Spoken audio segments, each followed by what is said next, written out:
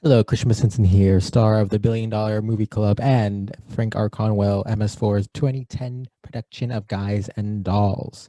I'm here to introduce you to this episode of the Billion Dollar Movie Club where we discuss Transformers Dark of the Moon.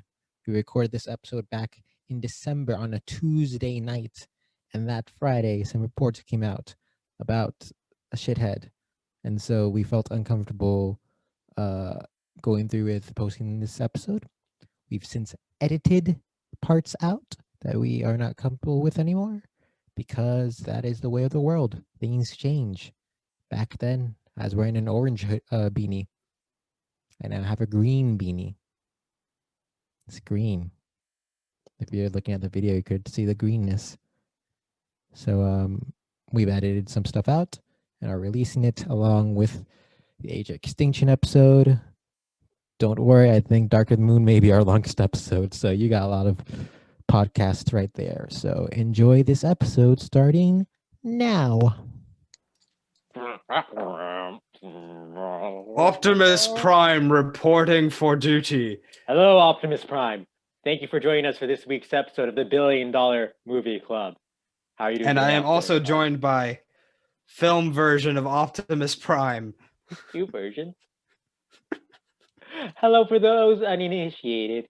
This is the Billion Dollar Movie Club. Each week we go through some of the highest grossing films of all time and try to figure out what was wrong with the human race during that time period.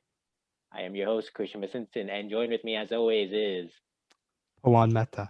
Pawan Mehta. What are those you're holding in your hands? I am holding up small Transformers toys that I had purchased from Target back around the time the first movie in this franchise came out. Back in 2007.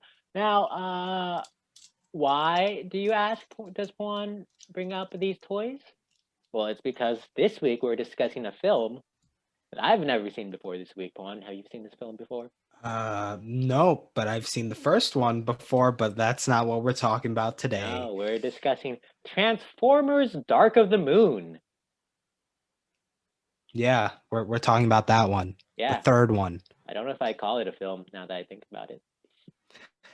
I mean, it was a moving picture. It was a moving picture, and you know this moving picture released on June 28th, 2011, with a budget of $195 million. Now, Pawan, this is an interesting facet in the podcast history. This is the first film that was released on a Tuesday. Oh, Tuesday, because it was a 4th of July weekend that weekend. So in its 3-day weekend, it made $116.4 million domestically. It was the best July 4th opening at the time, and still is.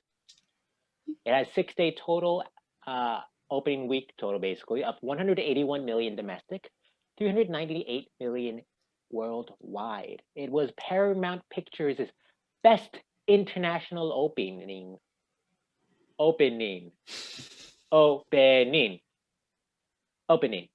Paramount Pictures' best international opening, and the third largest global launch of all time. what does that mean? I didn't know this was an iPhone. The worldwide total was the third biggest. Well, global launch. You know, there's some weird words from Box Office Mojo. They really went downhill after they started putting out that those top 10 lists. You know, sometimes you go watch the box office, sometimes you got box office to watch. It sat at number 1 for 2 weeks up until it was defeated by Harry Potter and the Deathly Hallows Part 2. The first for this franchise, this podcast, Harry Potter hit $1 billion before Transformers, even though Transformers was released first. And was unseated by Harry Potter. This is an event that will happen only once more as we go further through the podcast. Now I'm curious as to what this event is. Here's a press release from August 3rd, 2011 from Paramount. Worldwide box office take 2. August 3rd, 2011. Worldwide box office receipts for Transformers: Dark of the Moon have hit $1 billion. To date, the third installment of the hit Transformers franchise, the first shot in 3D, has grossed 338 million US and 663 million internationally. The film would go on for a domestic gross of 352 million and a worldwide gross of $1.123 billion. At the time, it was the 18th highest grossing film domestically and 5th worldwide. It currently sits at 55th domestically and 27th worldwide. Pawan, do you have a history with the Transformers franchise? I saw the first movie. I enjoyed the first movie. And then the second movie came out, and for some reason or another, I wasn't able to see it. And I was upset about that at the time, that I wasn't able to see the Transformers 2 Revenge of the Fallen. I feel the pain. I feel the pain that you're emitting at this moment. And then once the third movie came around, I was kind of like, you know what? Maybe it was a good thing I didn't see that one. And I'm not going to see this one either. Well, we'll see later if that's held true. I remember watching Transformers when I was younger, but I don't have any like big memories of it like I do. Like you didn't remember when John Turturro got pissed on by Bumblebee. Well, I didn't watch the first one. I mean the cartoons. I watched the cartoons growing up. Okay. Yeah, I don't think John Turturro gets pissed on by Bumblebee in the cartoons. Well, we'll just have to rewatch. Yeah, we'll just have to rewatch. But yeah, I don't remember. I don't have strong memories. I must have had a toy or two. And I kind of ignored the movies when they came out. I did watch Bumblebee when it came out. Big fan of that film. Not gigantic. I'll be honest. As a toy, amazing concept. Oh, it's. I used to work in a toy store, and we had a bunch of Transformers, and it's fun to just do.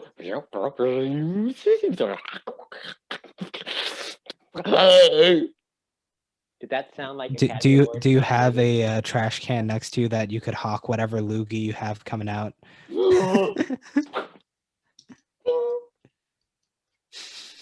There we go. I did. So, what are your thoughts on this film? Oh, for those that don't know, would you like to give a little synopsis of what happens in this film? So, our boy Sam fresh out of college. What happened? One of us froze. Oh no! Did Pawan freeze or did I freeze? This is not good.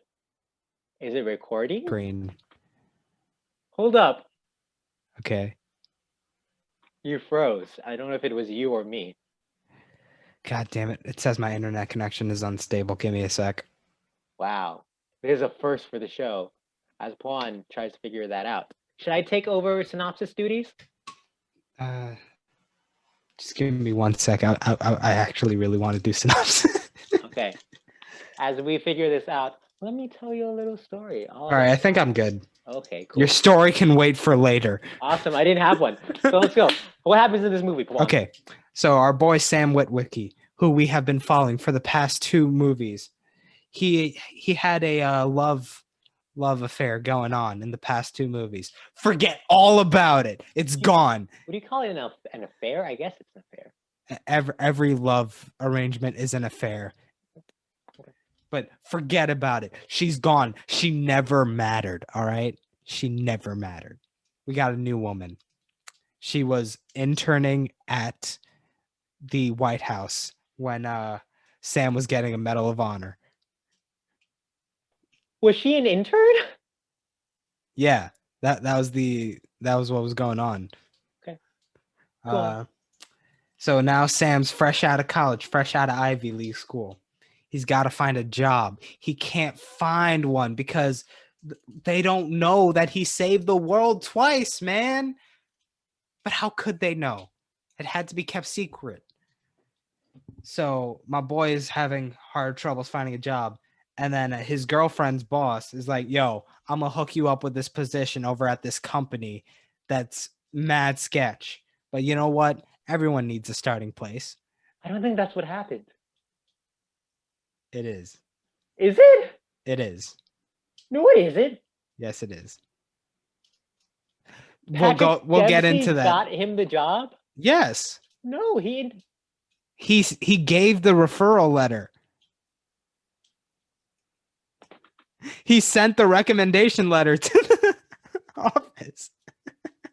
Go on.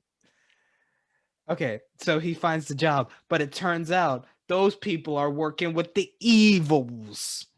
And then the evils are trying to get the person on the dark side of the moon so that they could blow up Earth and take the humans as slave labor. That's the movie.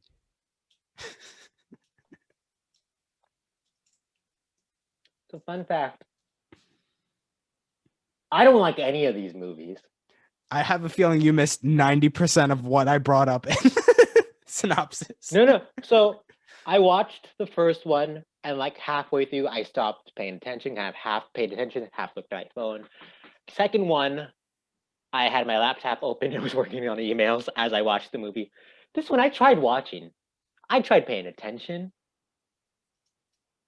I don't know if I understood all of that from the plot. What? I will. So there was one.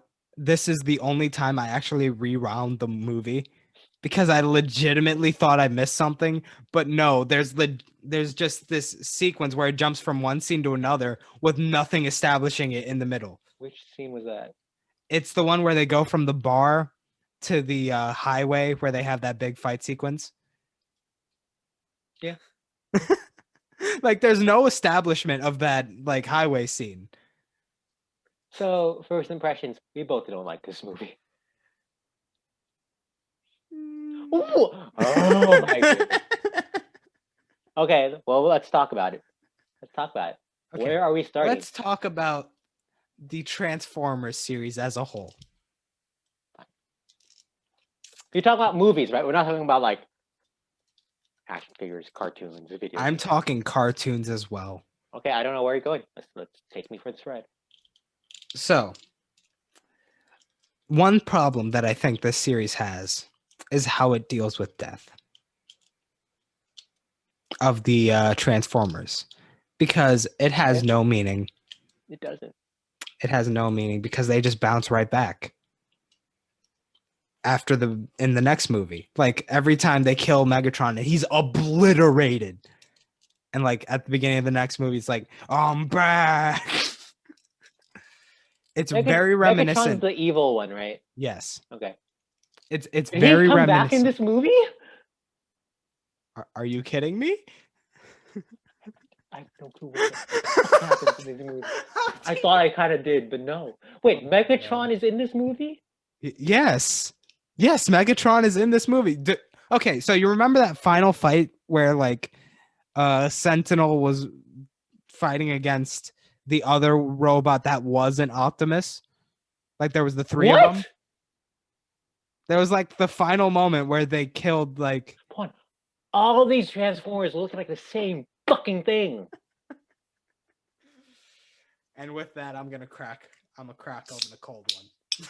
Oh, in times like these, I wished I enjoyed drinking, and yet I have water. Okay, so yes, Megatron was in this movie. Sure. And the way they deal with death in this series, it's very reminiscent of the TV show instead of the movie.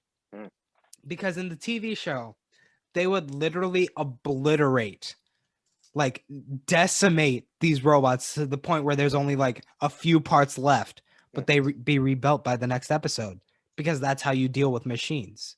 You could build them back up. Okay. But these movies decide to treat like each loss as this huge momentous occasion. Cue the Linkin Park track every single time. You know, a death in a film means nothing when there's no character development.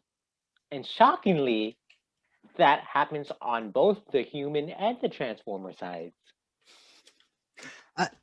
Okay, side tangent. Linkin Park is one of my favorite bands. This movie had a song from my favorite album of theirs. Do I like that song slightly less after watching this movie? Do you? The jury is still out on that one. The jury is still out. Maybe they'll come to a consensus by the end of the episode, but we'll see. I've read that Megan Fox was at a Linkin Park concert, and they were where the movie was coming out, and they wanted to do a song for the movie. So I guess she hooked them up with Michael Bay, and that's how they're in. And so, So basically, what we're saying is, Megan Fox is the groundwork of this franchise. Like she's the one who actually laid down the groundwork for it. For the groundwork of the franchise and the inner conflict within Pawan at this moment. Yes. As they try to wrap their heads around whether or not they still have respect for Linkin Park. I mean, a paycheck's a paycheck. But they wanted to be in it. Maybe the first one, but I feel like by the third movie, listen, the song that they chose was off of an album that came out a year before. A paycheck's a paycheck. This is the interesting part for me in that I didn't realize they were different songs. I thought it was the same Linkin Park song the entire time. And in all three movies, you thought it was the same song? I also don't know what the fuck's going on in these movies. Okay, I could see you confusing maybe the first and third one, but the second one is definitely different. You can't. That one's a lot more electronic. You can't. No, I don't fucking know. Also, one thing I'd like to note before we actually go into the analysis of the film itself. We did go into the analysis. We did. But another topic I'd like to breach in terms of that. Linkin Park, I remember, I think Mike Shinoda, at one point when he was like talking about the film and the song they chose for the film, he said that we had to choose a darker song for this one because it's a more somber film than the first two. I will say, mentally, I was in a darker place watching this than the first two. So maybe he has a point. Do you agree with the assessment that this movie is inherently more somber and like much more deeper themes?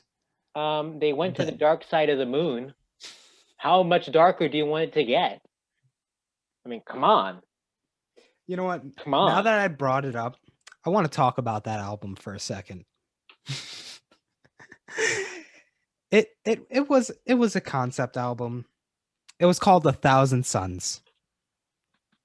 It was about how huge weapons of mass destruction will eventually decimate the planet. Oh, so it applies to this film, I think. It does, but like I feel like it cheapens the message of that album to tie it to such a shit movie. So do I like the whole album a little less at this point? Who knows? The jury's still out. They went out for lunch, and it's a long lunch break. So let's talk about the movie. Yeah, I thought I'd make it my entire life without watching some of these movies, and I watched 8 hours of Transformers over one weekend. It was a long weekend. In one weekend, I watched 3 Transformers and Citizen Kane. I saw some of the best and some of the worst that cinema has given us. On the same day, I saw 1917 and the first Transformers movie, and I liked them both equally. What?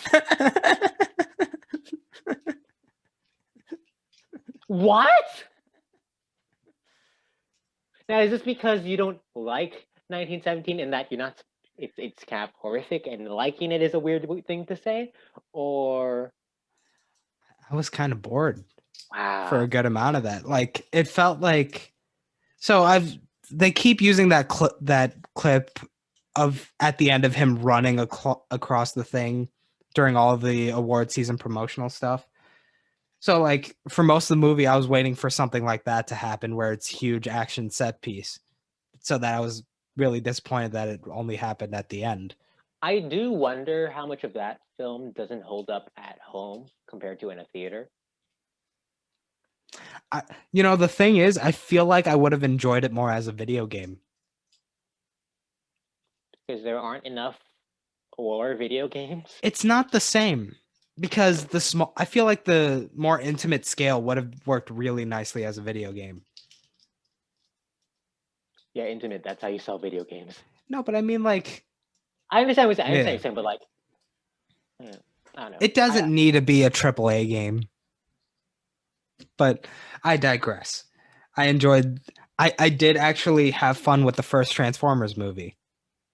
And I liked them less and less as the series went on. I think one has the best action. However, they're all so fucking offensive that I can't enjoy any of these. Okay. So the thing with the first one, it felt like everyone was a caricature. Second one is where it started to feel overtly racist. One. In both the first two movies, there's a character that speaks Spanish. Different character in each movie. Whenever they speak Spanish. Oh yeah, the very first scene is like, speak English, you're in America. That was the very first scene of the Transformers movie. Listen, the first movie was so toxic in a way that I actually enjoyed it. The main minority in each of these films is a laughingstock. Whether it's Anthony Anderson, Ken Jeong. But everyone's a laughingstock in these movies. Shia LaBeouf is never except for Shia LaBeouf. Megan Fox / Rosie Huntington Whiteley, she's never a punchline. Patrick Dempsey isn't a punchline.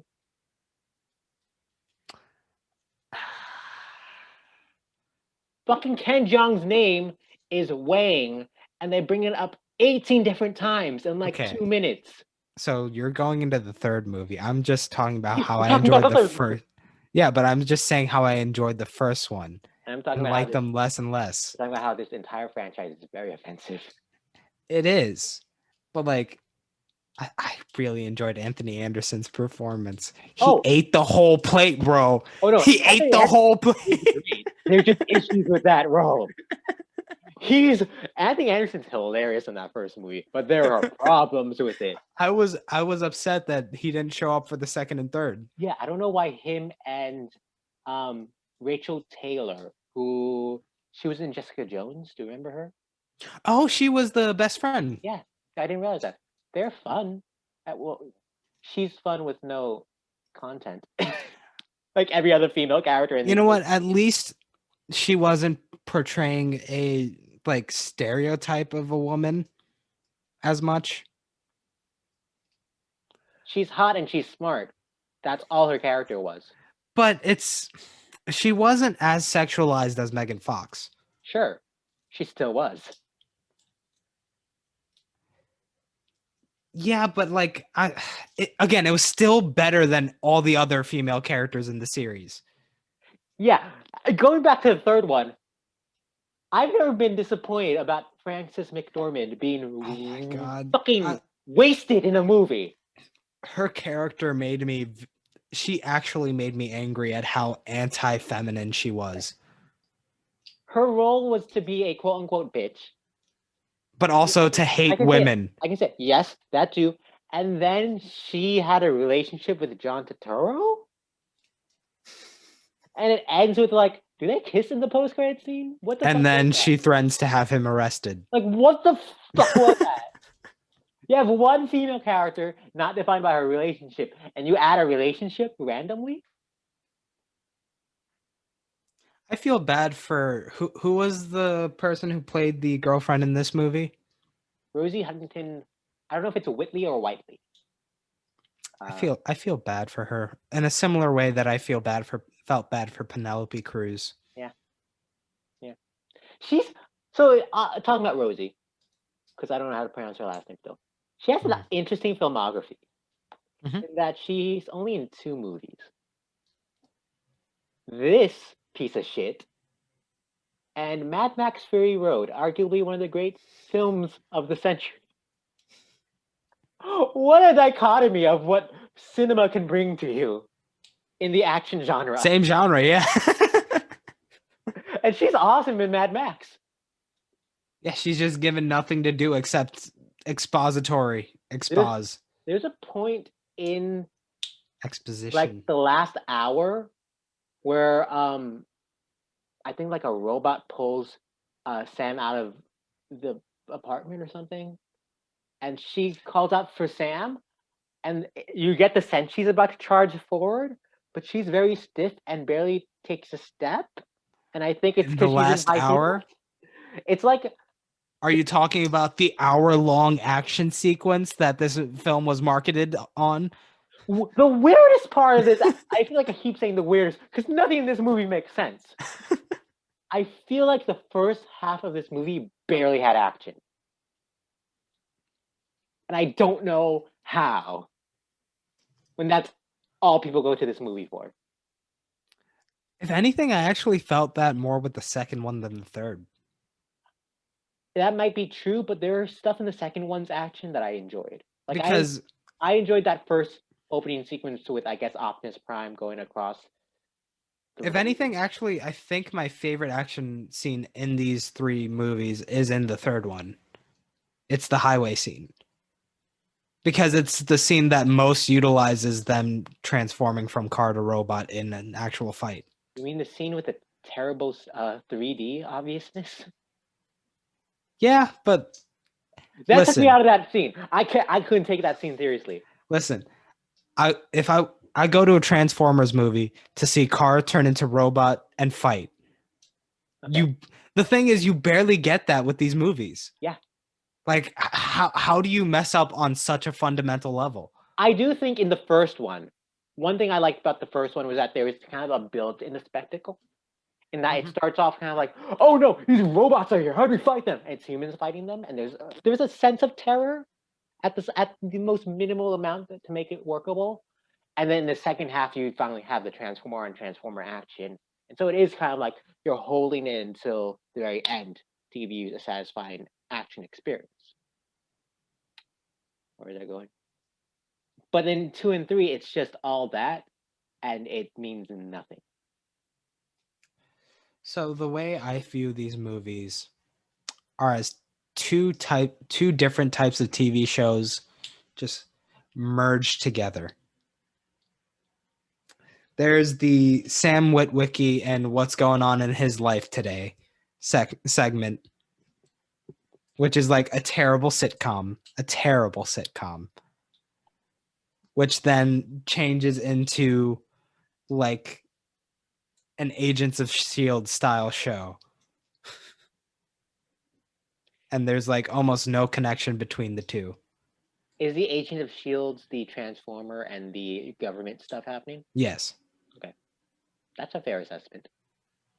And the thing is, like, okay, one thing, if I got to single out one thing that bugs me about this plot, is that the military should actually, like, you know, put Sam into their actual ranks. Like, it's so stupid that they didn't. Wait, Pawan, are you telling me that they couldn't do that and cut like a half hour from the beginning? Do something that kind of makes sense? Like, bro, he's literally, he keeps saying he saved the world twice.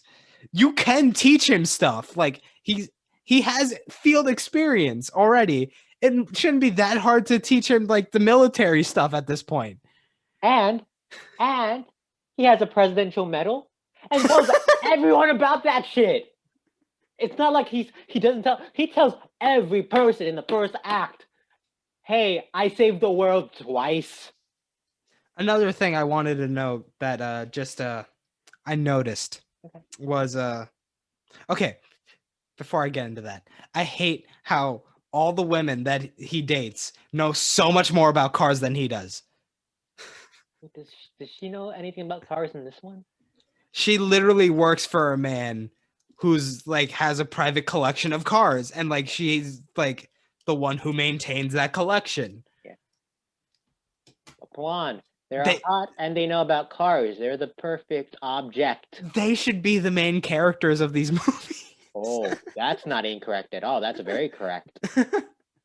But forget that. The reason why, the thing that made me notice that he still hasn't learned about cars in this movie is that he asked her about the car that she drove up. And it's like, how much does that cost? And she's like, oh, that's $200,000. And then he's like, why don't we sell that? and buy a house. You forget the point where he Googles the car. I and know, turns the right? screen and reveals it to her. With the price gigantic on the screen. And he says that with that money, he could buy a house. Now, keep in mind, this car is 200 grand. And they live in the DC area. The thing that bugs me is that that's semi-accurate to that time period because it was right after the market crash. I have a question about Carly in this movie. Who? She's the girl in this movie. Oh. See, I know Michaela's name. I don't know Carly.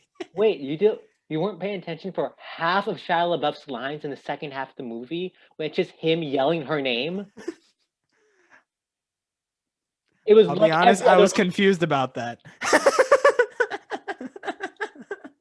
So she works for this dude. She works around in the city. She has money somehow. McDreamy. She works for McDreamy. Why doesn't she have a car already? Because it hurts Shia LaBeouf's ego. Why doesn't she have a car? Because it hurts Shia LaBeouf's How ego. does she get to work? Shia LaBeouf drives her. He didn't do that in the beginning of the movie. Then at that point, McDreamy drives her. My God. Patrick Dempsey also. Not very good in this movie. I mean... But like, yes, no one in this movie is good. I have one exception, but we'll get to that. But like, he was also miscast. What do you think he should have been cast as? No, but I don't think he works as a villainous. Ooh, yeah, I'm a maniacal villain. I have a presence, and I'm evil, and I'm gonna do the stuff for the villains. It felt, whenever he tried to intimidate Shia, his voice is like kind of, I guess, airy and kind of all up here. That it was never intimidating. So the vibe I got from him was that he was a sniveling servant who was trying to be bigger than he was, which I think did fit. That's fair. I could see that. Because the way these movies operate is that the humans are nothing to the Transformers. They're nothing. Hey, Sam and Bumblebee have a connection. Was it ever developed? No. Why is Bumblebee treated like an infant? Because Bumblebee doesn't have a voice. But like, Which got more annoying with each movie. And like they fixed it at the end of 1. Yeah, but didn't you see? In 2, he goes, "Oh, they got it broken again. I guess it'll be broken for the rest of the movies." But like the thing I hate specifically about Bumblebee's design is that where his mouth should be is like something that looks like a binky. Like he's that infantilized. That's fine. That he every time he's shown in his robot form, he has a binky in his mouth. It kind of works. I saw Bumblebee and I enjoyed it. And that's like in the 80s, 30 years before. It kind of works in there. Because it was like, oh, he landed and he lost all his memories. So he doesn't know who he is. And so there's mischief and farce. And so it kind of works the infantilization. Is that a word? Infantilization? Yeah. Works in Bumblebee. Which, Bumblebee's actually a good movie. It's not incredible. I'm more likely to see 5 than I am to see Bumblebee. Can I tell you the worst part about Bumblebee, and then maybe it'll make you want to watch it? Go ahead. So Bumblebee, right? Stars Haley Steinfeld. Right. Love her. Great actress. She's wonderful in the role. Her character was like on the diving team in school. Mm-hmm. Her dad died. It was either like her swim coach or was always there. And so since he died, she never dived ever again. Once or twice in the movie, she's like at a cliff and they're like, "Hey, dive!" And she's like, "No, I can't dive." All right. That's kind of dumb.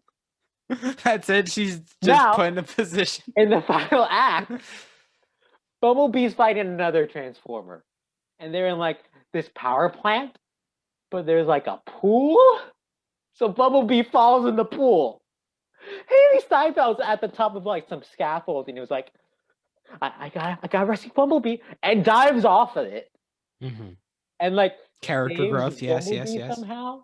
And there's a moment watching this where I'm like, are they gonna pull some Shape of Water shit? Is she about to fuck Bumblebee? She did not. But she rescues it was still Bumblebee. rated PG-13, wasn't it? I think it was PG. Then she she rescues- definitely wasn't gonna fuck Bumblebee. It would be. But I have heard people talk about the sexual tension between the two of them. Now, it was kind of sexual, but also it's because there was some sort of intimate relationship between them that Bumblebee does not have with Shia. Because never do they interact in the first movie. I feel like the only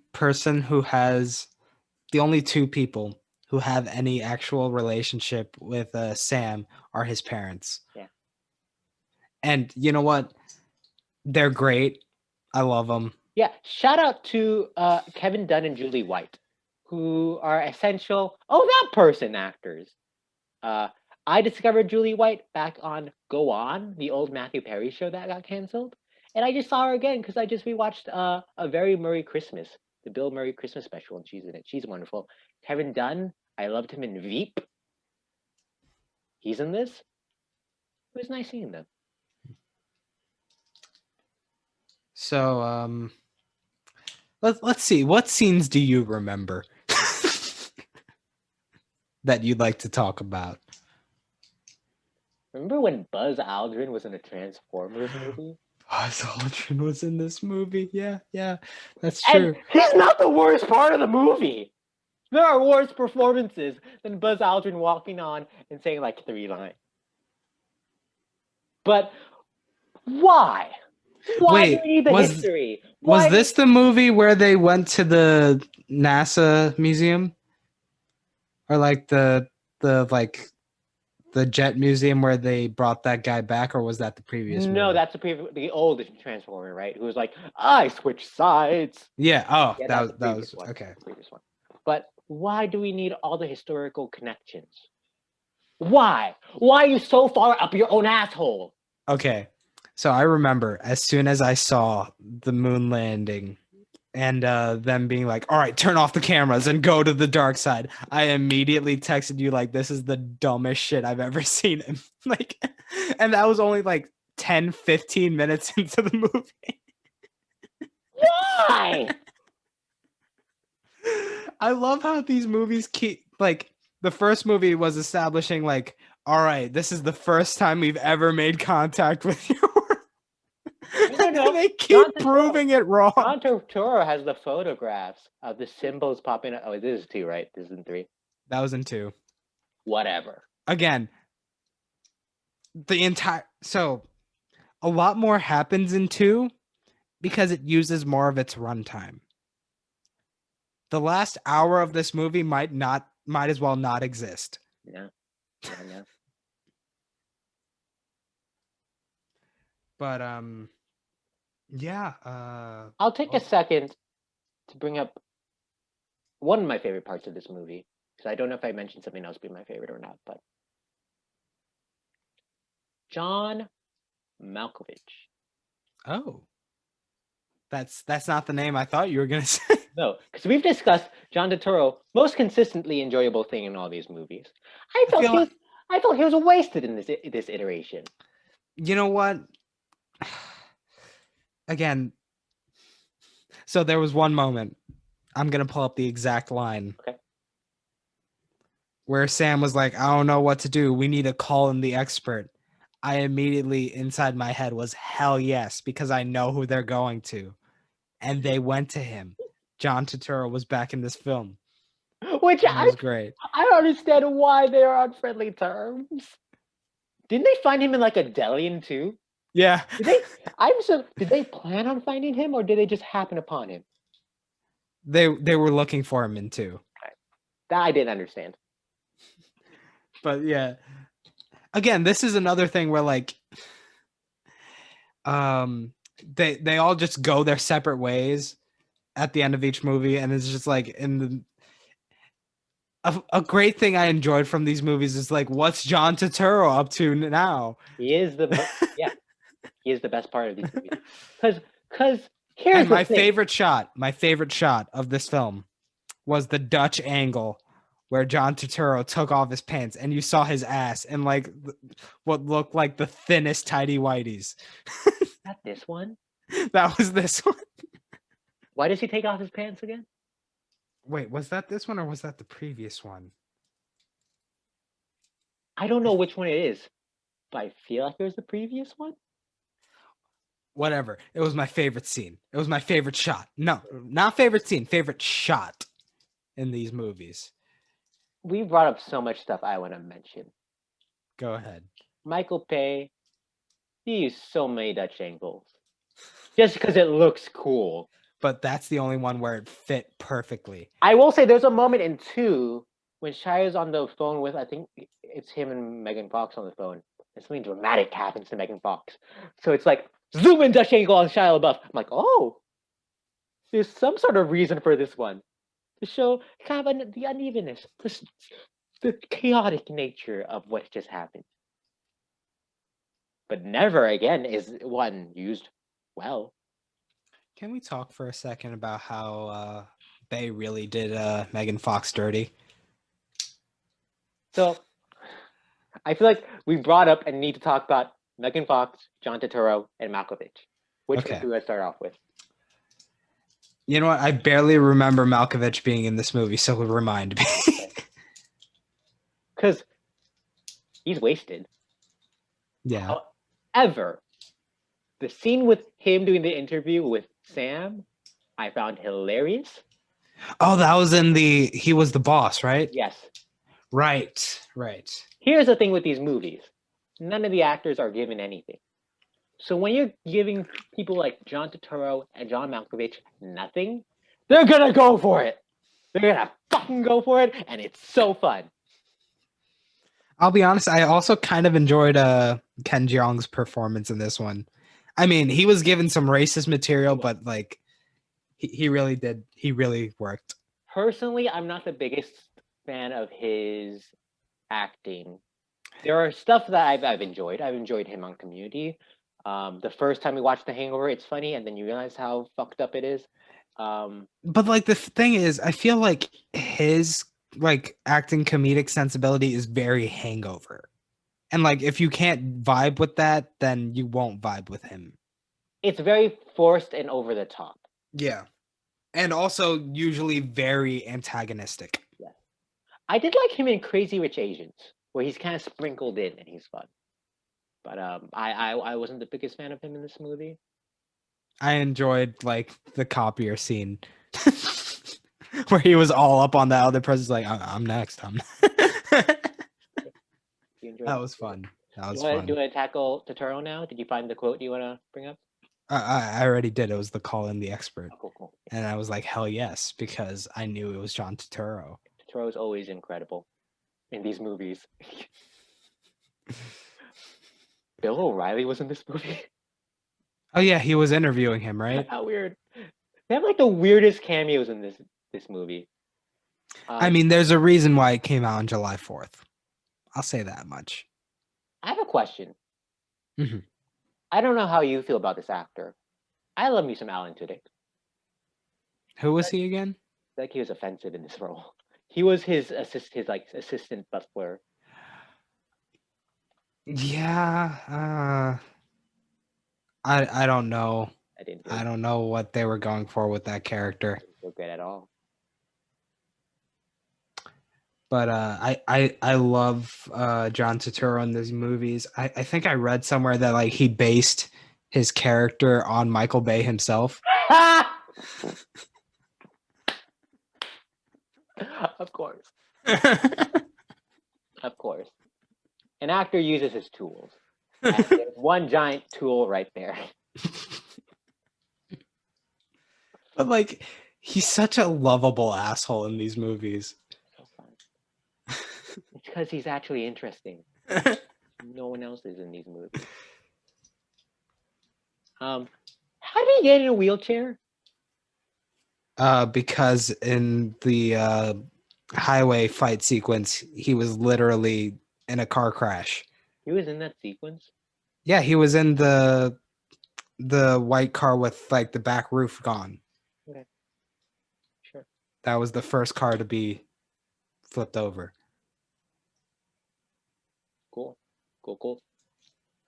I know this because I actually went back to see if there was any connective tissue between that and the scene before it, and there was none. I had that same feeling about a scene. I can't remember which one it was, or if it was even this one. It might have been a different movie. Also, a bit nitpicky. Sure. But let's talk about Sentinel for a little bit. Sentinel Prime. What does that sentence mean? The guy who was on the moon. Okay. Does he ever get off the moon? He does. He's in the final fight. He's the reason why Megatron's winning for the most part, but then like I forget who it was, but like someone sows seeds of doubt in Megatron that like Sentinel is going to try to lead the Autobots once everything's done. So Megatron decided to fight Sentinel. That's what created the final. You know how I thought I wasted my time? The fact that I don't remember anything that happens means I did waste my time. Yeah. So let's talk about how in the first conversation that Sentinel has with Earthlings, he's like, "What our technology is beyond your known laws of physics." Wait, was that on the moon or no? I remember that line. That was when they were in like the base and Francis McDormand was there. Oh, was that when Francis McDormand was like, "Hey, we do paperwork. You should do paperwork when you went to Yeah.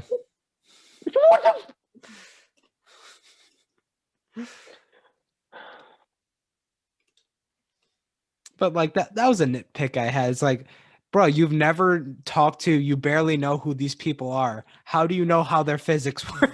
Come on, they barely know who they are. Oh yeah.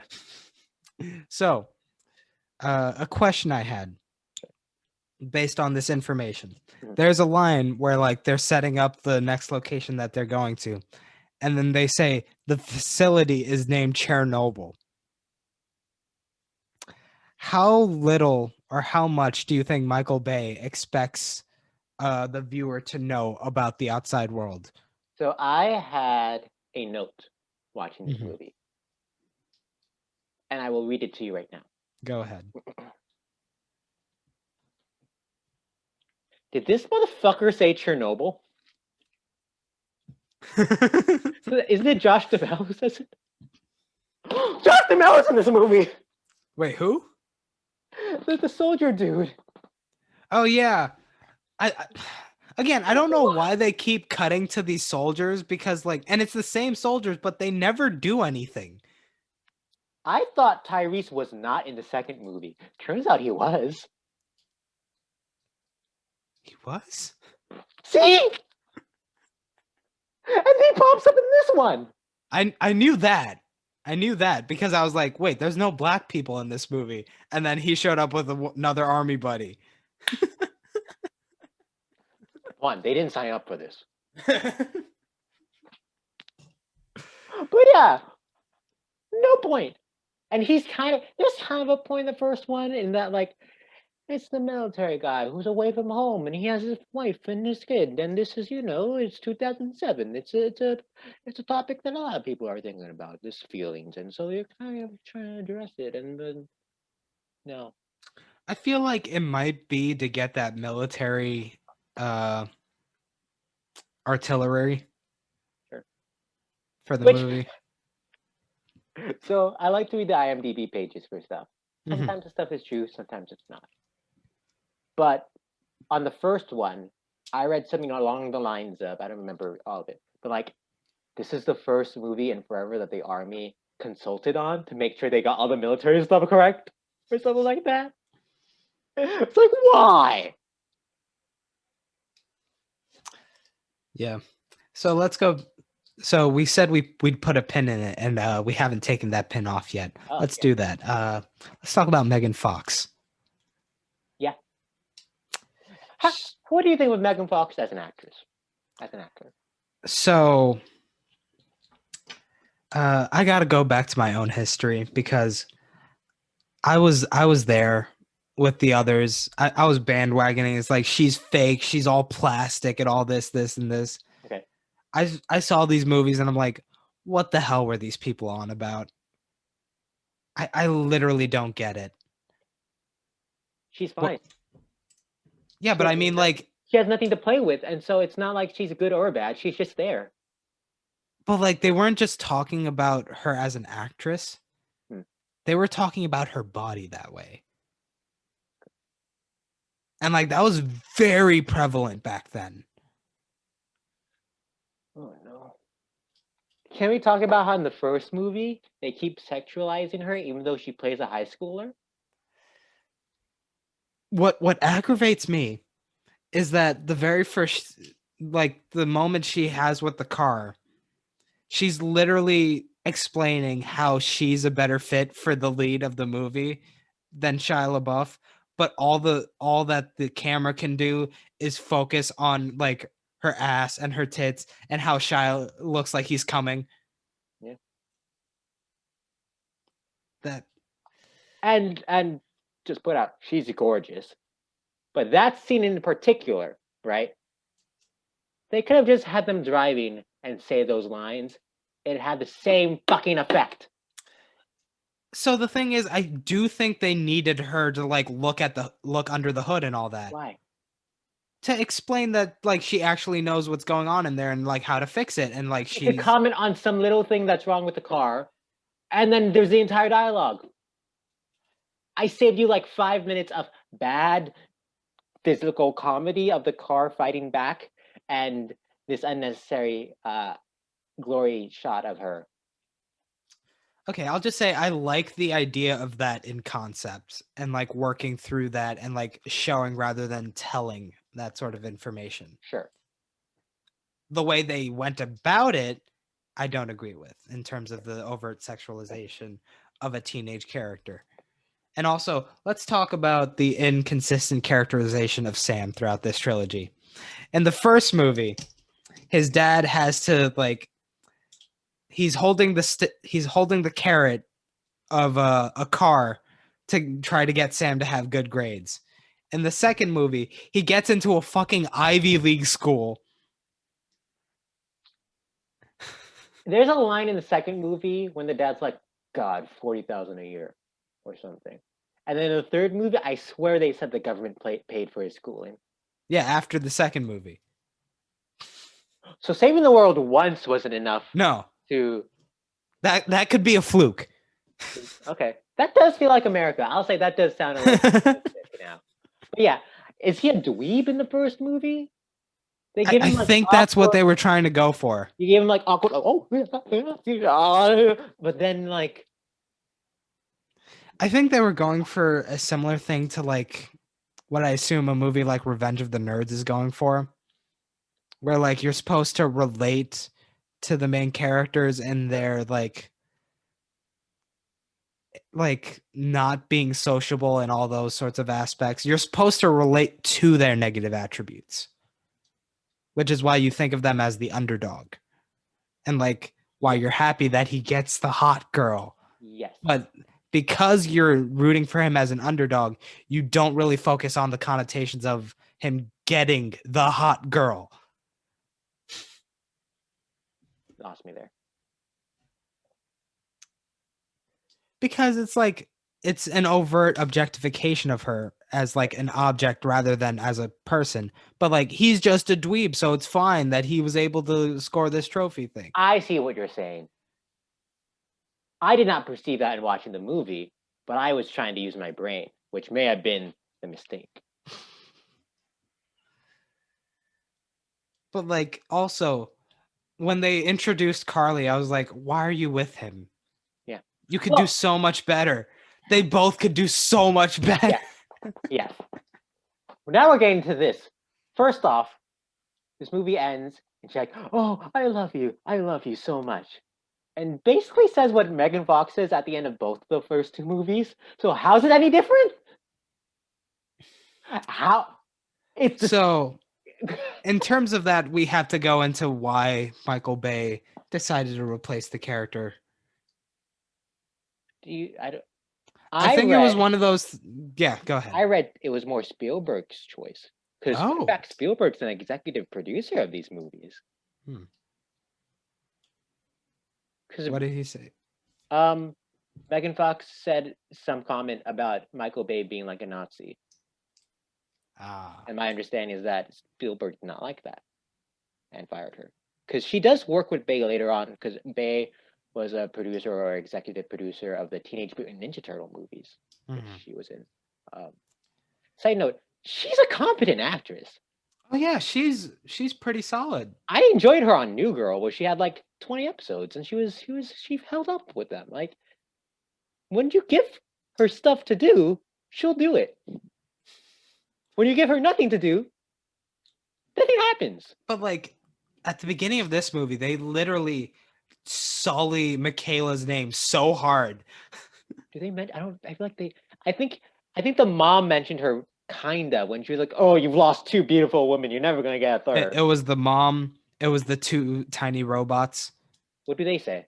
They were like, "Oh, you finally got rid of that other one." And it's like, bruh, in the previous movie, you were humping her leg and being like, she's my god. And now you're like, you got rid of that broad. That bothers me. Why is the robot with Sam now? Why didn't it stay with her? Because he was glad that Sam got rid of that broad. I don't know. They really wanted to say fuck you to her for some reason. Yeah. Made no sense. Why? And yeah, because Carly isn't a character. Somehow, even more than the objectification of Michaela, you have even more of an objectification of Carly, who has no reason to be with Shiloh. Literally, her first big scene, she's holding up a bunny. Her first moment with like lingerie. Her first moments of her on screen is a shot of her ass. Oh right, let's talk about that moment again. Where like woman, you don't have to. Where like they were McDreamy was talking about his car and it's like it's a lot like a woman, don't you think? And we're not looking at the car. No. We're looking at Carly because she's got curves. And like look at that precision on that body. And it was like the weirdest cut to her also. So honestly, terrible script, terrible. The way that was shot kind of made me feel dirty. Yes. Because it places you in his place. There's a way where you do a wide shot of that and you see him looking at her, looking in the car's direction, but actually looking at her, and then Shiloh notices, right? Kind of like they were standing in a triangle. Yeah. But Bay cuts to his point of view. So you're looking at her as he's looking at her. He did what he intends for the audience to do, but that's a problem. I'll just say as a side note, just the idea of like comparing women to cars so like in such detail, like to extend that metaphor beyond just saying women are like cars, immediately always turns me off in the sense that I'm like grossed out by it. Like if you take that metaphor any step further, it's just disgusting. See, it turned you off. It seems to have turned Michael Bay on, and he had the camera. So again, it's so weird that Rosie Huntington Whiteley, her two films are this and Mad Max Fury Road. Cars, yes, but also the depiction of women in these two films drastically miles apart. Yeah. And there's like 6 beautiful women in Mad Max compared to it's only her, right? I'll throw her and Francis. I apologize, Francis. Her and Francis. But like there's not a hint of the objectification in Mad Max. But Miss Simpson, if you say that Frances McDormand's character in this movie is objectively hot, she'll throw you in the prison. What was that line about her not being like you liking being called ma'am? And then Shia LaBeouf is like, but you are a ma'am. Or something. What was that line? So the way you just worded it, it could be interpreted as like misgendering someone, but that's not the way that this movie treats the character. It's just this idea that like to be in a place of power, you have to undermine your own femininity. I think that's what the character was. Yeah. That feels accurate. Which is why I actually I forget the character's name from the first movie. That's why I actually liked her somewhat. The one with Anthony Anderson. Yeah. Because she was actually competent and was allowed to go on the missions, but like she was still, you know, attractive. You know, girls can have it all. Yeah, and that what makes them the best trophies, Pawan. That's what these movies have to say about them. So, yeah. Just another passing comment I'd like to make is Patrick Dempsey, the human villain, holes up in Trump Tower. I don't want to comment on that any further. It's just he stays in Trump Tower. They bring up Trump Tower like twice. They mention it, which is jarring, especially now. And the fact that they keep mentioning it like the villain is at Trump Tower. They keep mentioning it like he's there. Yeah. He is there. But can we mention how there's like 4 or 5 presidents in this movie? Wait, what? Because in the beginning, when they're going through history, you see JFK and Nixon. Right. Maybe some other ones as well. Obama gives him the medal.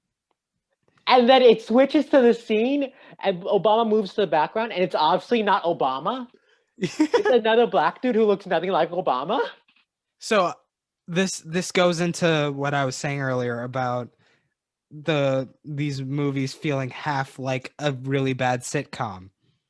You remember that trope in sitcoms where like they'd have like a huge guest like in the script, but like there's no way they could get it, so they shoot them from like odd angles so that you can't really see a close up of their face and like make out who they are, like Drake and Josh was when they ran over Oprah. That's what I got out of that. I feel like you're insulting Drake and Josh now, and I want to see if okay, I enjoy Drake and Josh, but you gotta admit there's no way they would land Oprah. Oh, okay. No, yeah, that's fine. There was this bit. I thought you were slandering one of the great sitcoms of our day. I mean, the creator of that one is also someone who's. So let's move on. Can we talk about the scene since we brought up the Obama? Can we talk about the scene where he meets her for the first time, and he like pretends to shoot her? This is why I don't understand why either of these women are with him. He pretends to shoot her. Yeah. Why? Because he's playing it cool, but he's still the dweeby guy, you know, so he doesn't know how to do it properly. But like she's charmed by the fact that he doesn't know what he's doing because he's a dunce. It feels like she's only with him for the medal. You know, nothing in that film proves me wrong. Nope. There goes that. Let me look over my notes and see if there's anything else. There's a line. Who says this line? Give me the line. Let's see if I know. You're a political refugee, and I finally found someone who loves me for me. I think Shia said that, right? But I don't know who he said it to. You're a political refugee, and I finally found someone who loves me for me. I don't remember that being in the movie. I mean, it sounds like a terrible poem, but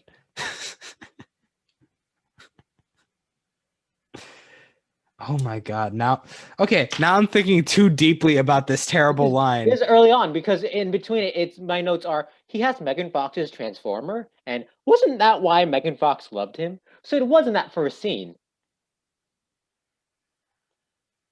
Did she say he's a political refugee and she finally found someone who loves her for herself? Or did Sam say it? I'm pretty sure they're talking about the Transformers. Oh, because they were being mean to her, and Shia told them, "Yeah, you're a political refugee, and I finally found someone who loves me for me."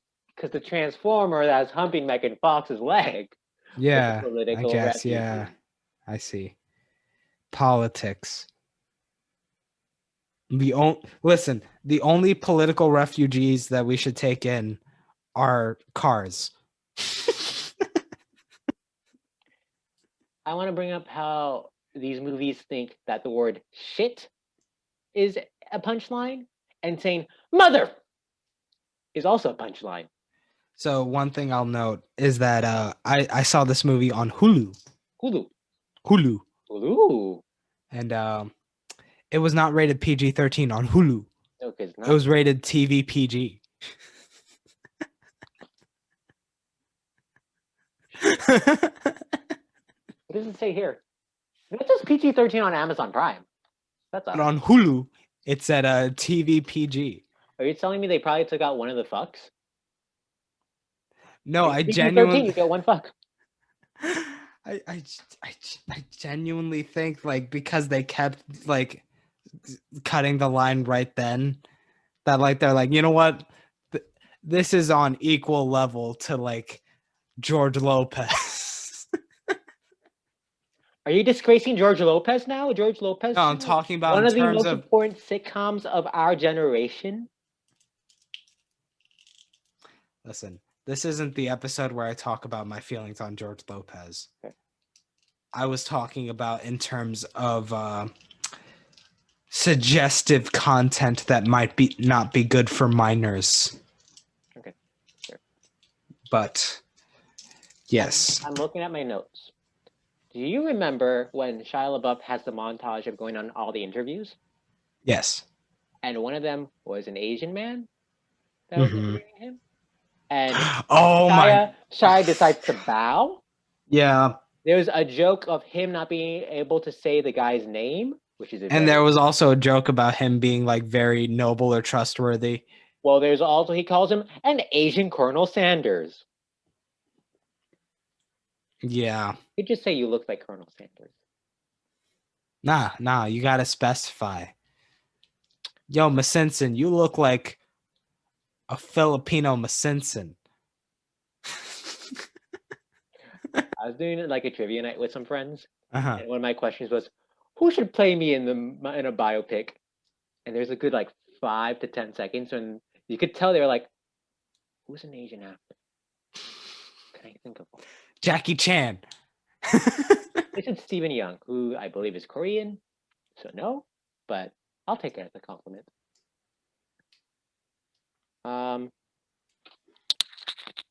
Remember Shia's first day at work when this woman is very mad and this dude explains it as that's Latin breakdown in regards to the hoochie mama. He called her a hoochie mama who had a Latin breakdown. So my mind initially went to a much more interesting place when you said Latin breakdown. In terms of, I was thinking of the dead language. And I was like, you know what? The way that language died out, man, that is a real breakdown. Let's talk about linguistics for a second. Be so much more interesting than this.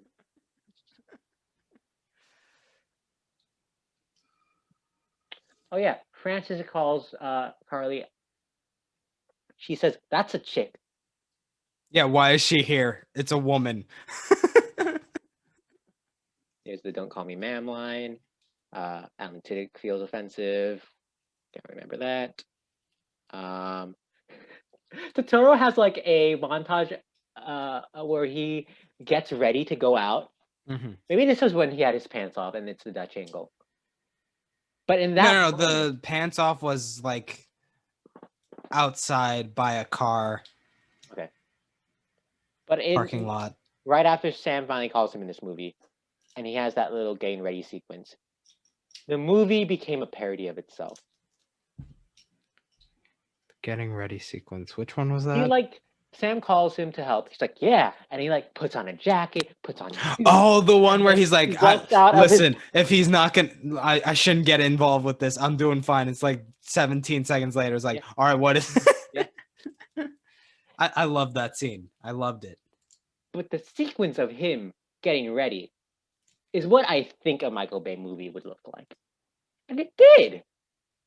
Very much so. It looked like it. Have you seen Pain and Gain? No. That is a Michael Bay movie where it works very well with the source material. If I had to, I'd watch either that, Armageddon, or One of the Bad Boys. The thing I love about Armageddon is like Casey Affleck did a drunk commentary. Is he in that? Yeah. Because Ben Affleck's in that, right? Yeah. I think so. But like Casey Affleck does a drunk commentary where he's like, you know, it would be a lot easier to teach like the astronauts to be minors. It's like, why? I don't know why this movie decided to go the other way around. It's like, he's just like, oh, minors can only work a certain way. It's like, no, quantum physics is. Casey Affleck's another one of those where it's like, oh no. But we, when you say something like that and you do Manchester by the Sea, then you start feeling conflicted about how you feel about the person. Because you know what? Them. But I don't know. How can I hate someone who does a drunk commentary like that of their own movie? Like it wasn't right after the movie came out. I think it was like a couple years later. That makes sense. What happened to John Malkovich in this movie? He disappears after like 40 minutes. He like got Sam a file and then is amazed by Bumblebee and tries to fight it and then disappears. Oh yeah, that did happen. You know what? I'll give his character this. He was like, whatever happens in the bathroom stays in the bathroom. You know what? I was like, you know what? You're not that bad. You're not as bad as I thought you'd be. I forgot about that shit. Oh, you're not as bad as I thought you'd be. Oh, it looks like Shia LaBeouf and Ken Jeong fucked in a stall. I mean, that sequence by itself was pretty awful. But like that one moment where he's like, you know what? Whatever happens there, I'll keep that between you two. Was he Ken Jeong's boss? I feel like Ken Jeong worked in a different department. I couldn't tell. I thought he was. And then Ken Jeong had all the power in that moment. John Malkovich is looking down on him, and Ken Jeong's like, I don't know. So I couldn't tell. Yeah, like I feel like Ken Jeong works at like a higher floor than he did. Maybe. Like that's what was going on. Maybe. Yeah. I hated how they tried to make character development by saying, oh, her family was in the military. Oh, Patrick Dempsey's father worked for a company. Character development! Patrick Dempsey, that's McDreamy, right? Yeah. His dad worked for someone or was a boss or something? You know what? I'm going to wreck this franchise real quick. Just give me a second. I'm going to destroy this franchise real quick. Go on. With logical inconsistencies between these films. Mm-hmm. Okay. So, Megatron's ultimate plan was what he tried to do in this movie was make the Earthlings slaves and bring back Cybertron. Okay. But to do that, he needs Optimus Prime to bring back Sentinel Prime. In the second movie, it was his goal to murder Optimus Prime, and he was happy when he achieved that goal. Logical inconsistency right there. Boom, franchise shattered. I spent 8 hours invested in Transformers this weekend. I don't know what the hell you just said. I believe you. But I don't know what that meant. Because in this movie, they were like, the ultimate plan is that we need Optimus Prime to bring back Sentinel Prime so that they could activate the gates that brings the Cybertron here and we could bring the Cybertron back. And for that, they needed Optimus Prime. But in the second movie, Megatron murders him halfway into the movie and is like, I did a good thing. I understand now. I understand. It's much more clearer. As someone who watched the movies, I get it. I still thought they killed Optimus Prime at the end of the first one. I don't know what the fuck happened. Why are they? Hey. All right. So you're gonna hate me. I have to use the bathroom right now. I'm gonna run. Okay. So let's talk about something. What are we gonna talk about? Me and you. Just a little one-on-one chat. What can I bring up that Miss Simpsons find missing out on? It's hard. You know, I genuinely feel bad for the things. I mean, it was groupthink, obviously, but I don't know how vocal I was. I mean, I was in like 4th or 5th grade at the time. What did I know? What did I know? But I really was in that camp where it's like Megan Fox is fake, plastic, all this stuff. Like, bruh, you know what? We all live and learn. We all grow, and that was a grow. I could see that I've grown as a person since then. Growth, it's important. If you don't, you stagnate and you remain a miserable piece of garbage. But yeah, I look back on that and I feel genuinely bad for it. I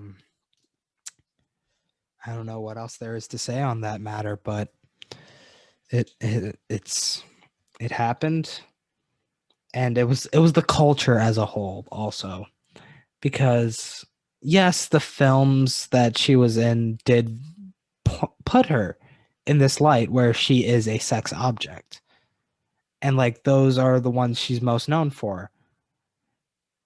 And I genuinely feel like she really got the short end of the stick, because I've also seen interviews where she was talking with like one of the television hosts, and then she had to like literally shut it down what he was talking about, because it's like, are you literally treating me like a sex object while I'm sitting right in front of you?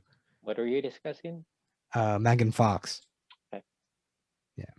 Oh, is this a Jimmy Kimmel interview? Yeah. Yeah, it's kind of gross. That's really gross. But now I that you're never back, realized how young she was doing these movies. yeah, Maybe it's because I was like 10 and everyone else felt like they were really old. But now I'm like, fuck. I'm older than she was doing that first movie. Imagine getting all of that at our age. I can't. Like, we really just were very mean to her. We were just really mean to women in general. Yeah. Thankfully, that's been fixed. Is it?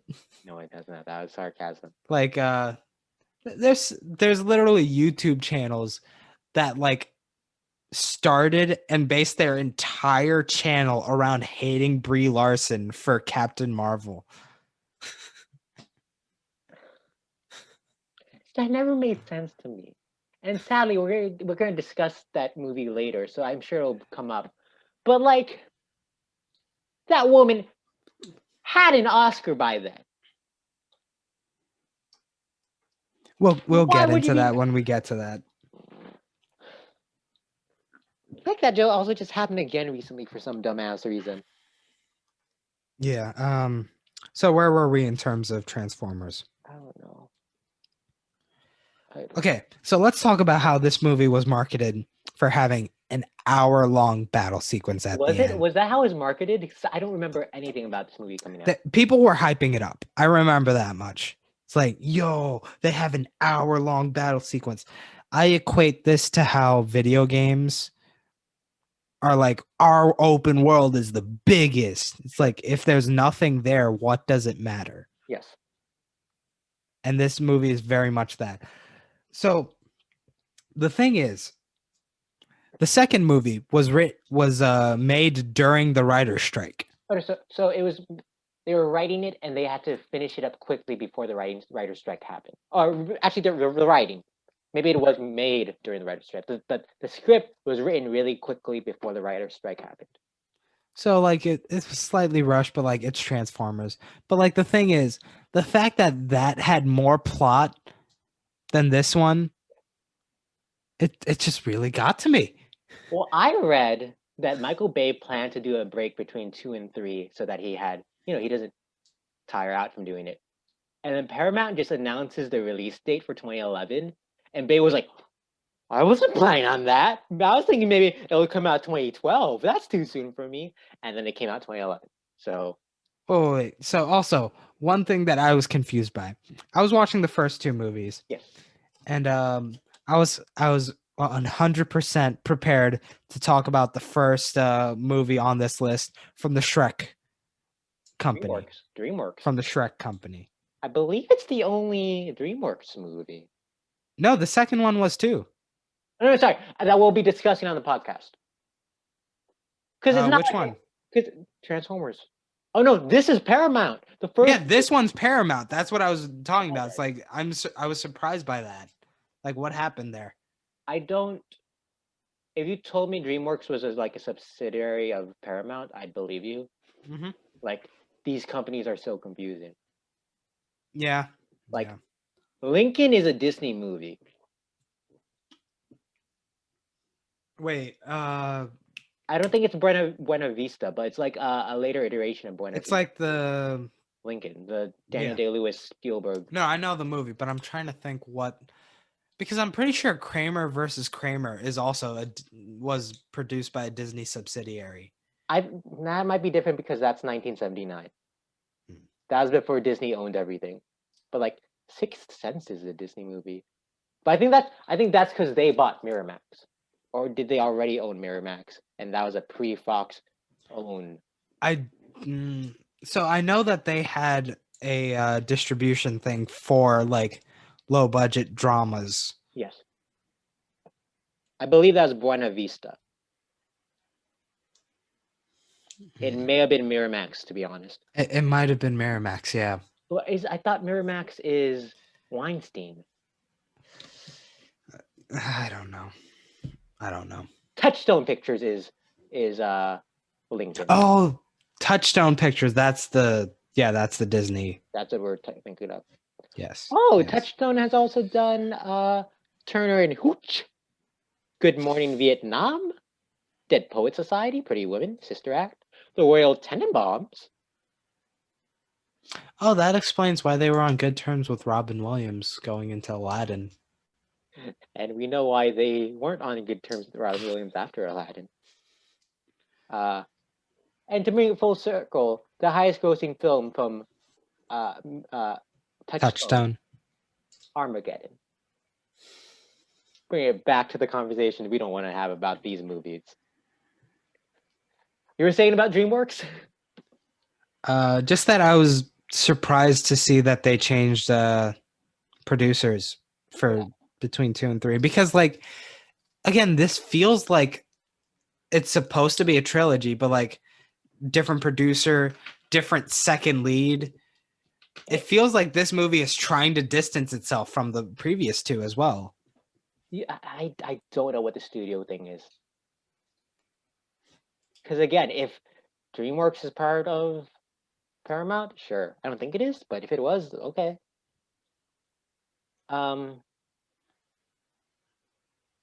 It doesn't feel like the end of a trilogy because it doesn't end.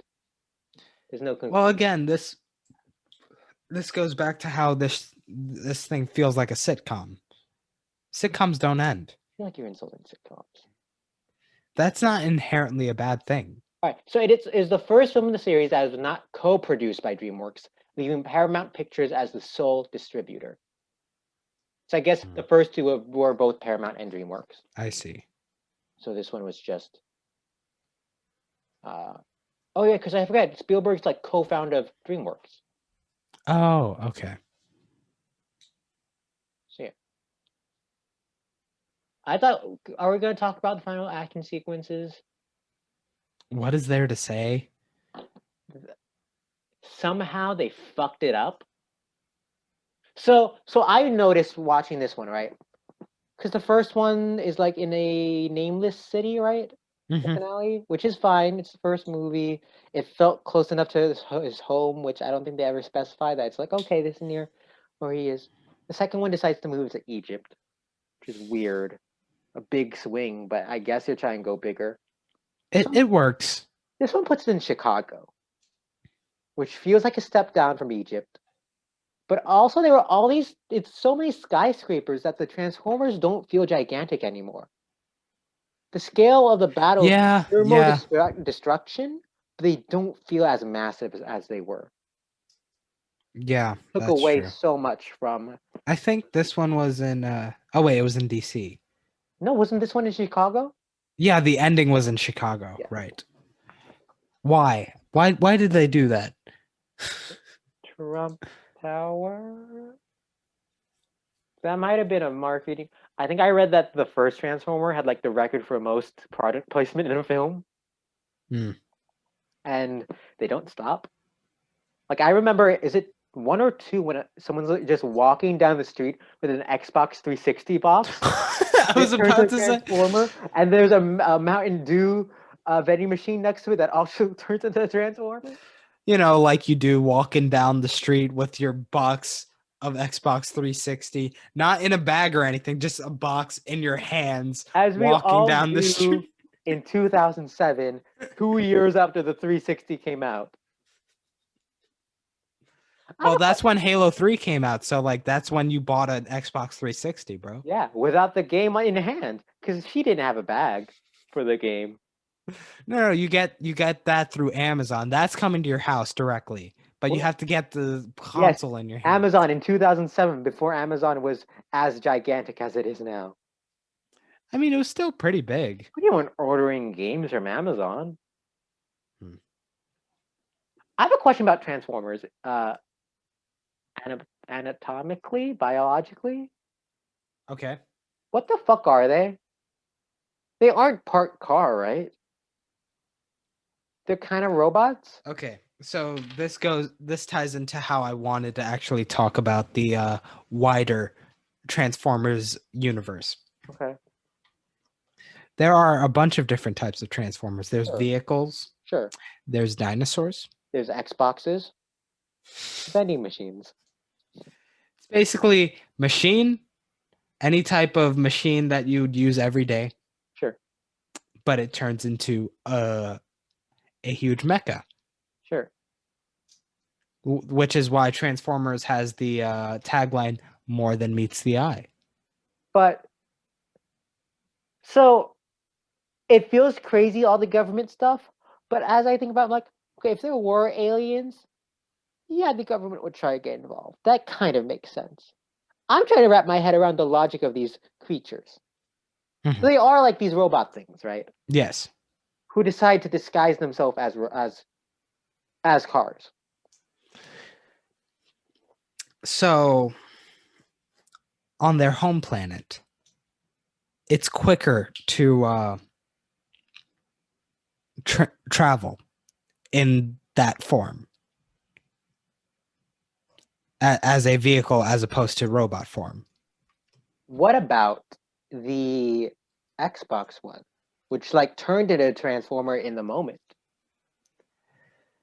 So this movie, okay, I can't speak too much to the original series. I've seen clips here and there, but I can't say how much the MacGuffins that this movie franchise has like brought up, how big of an impact it has on the original series, like if it was there at all. That's fair.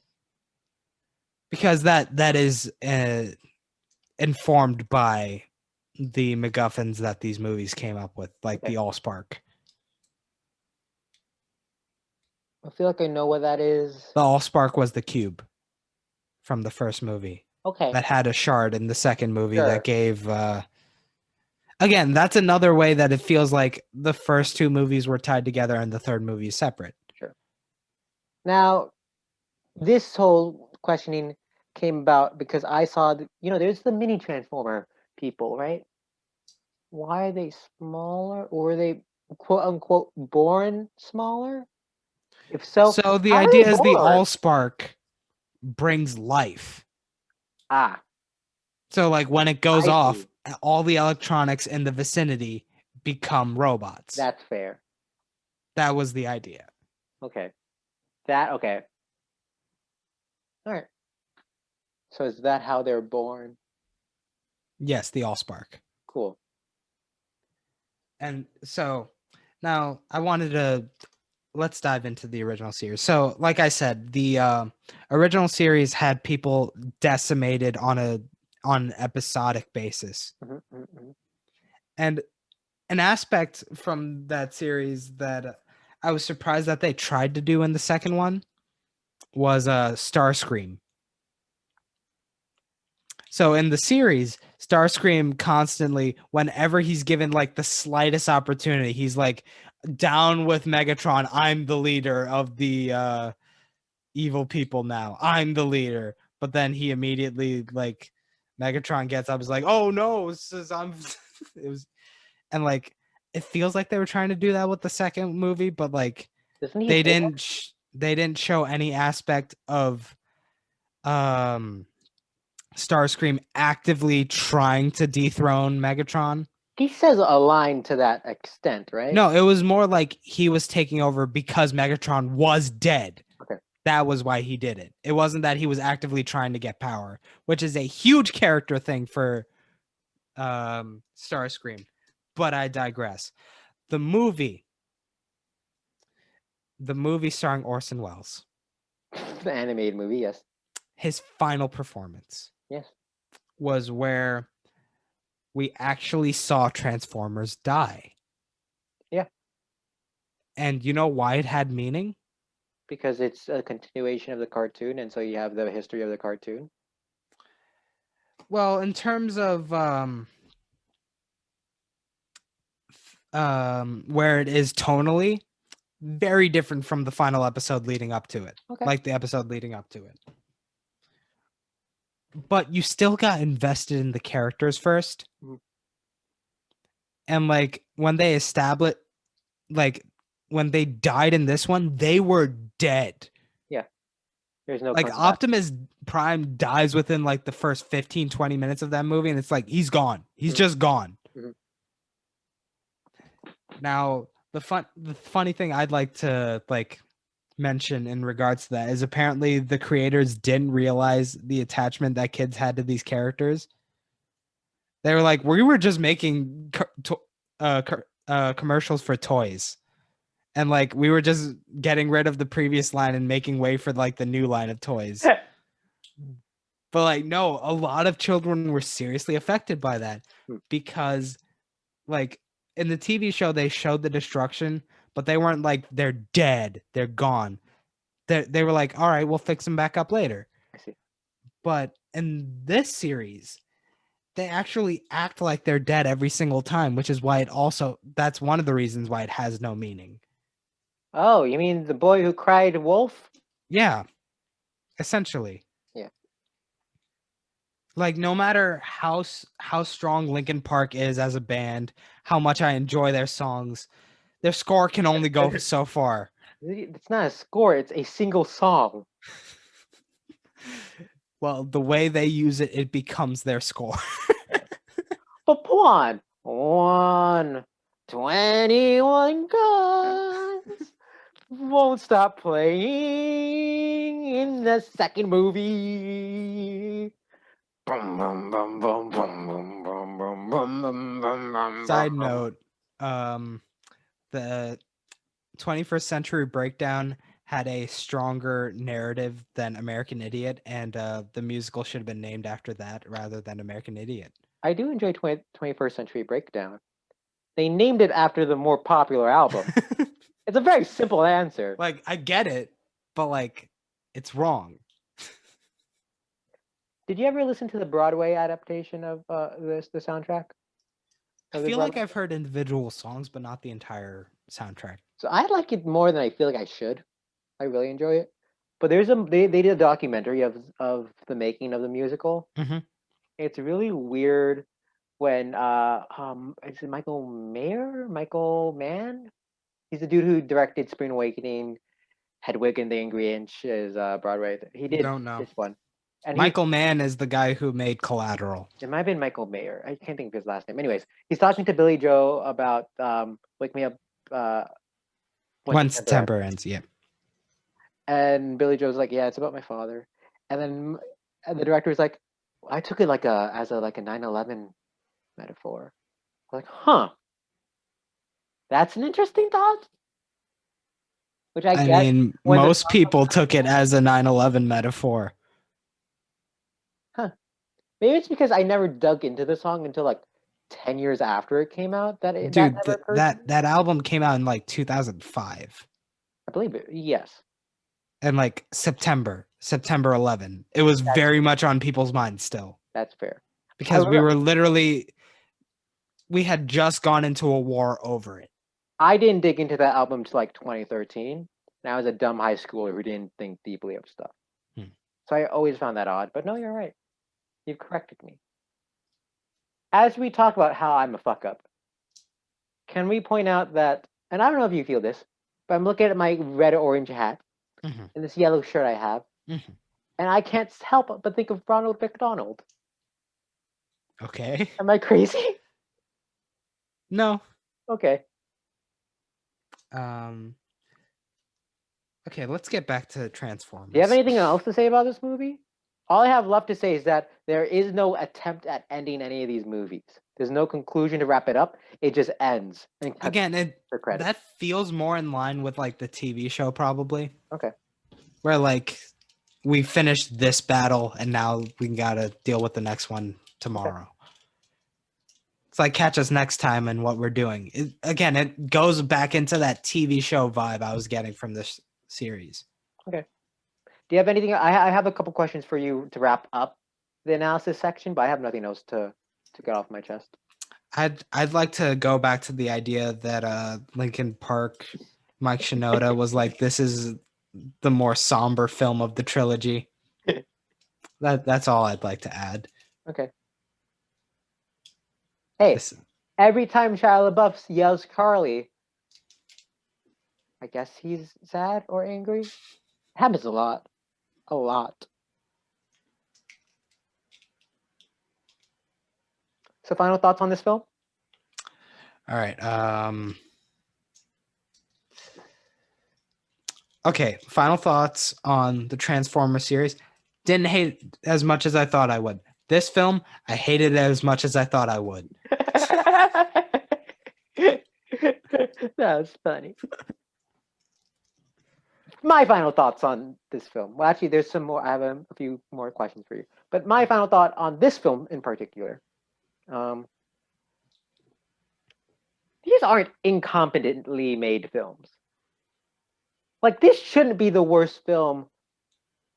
I think it's better made than, say, On Stranger Tides. Yeah. But it's so dumb and offensive that I hate it so much.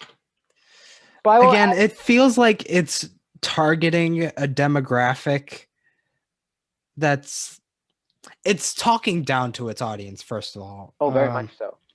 And secondly, it feels like it's trying to relate to like the same sort of demographic that Jeff Foxworthy was with like the "you might be a redneck" jokes.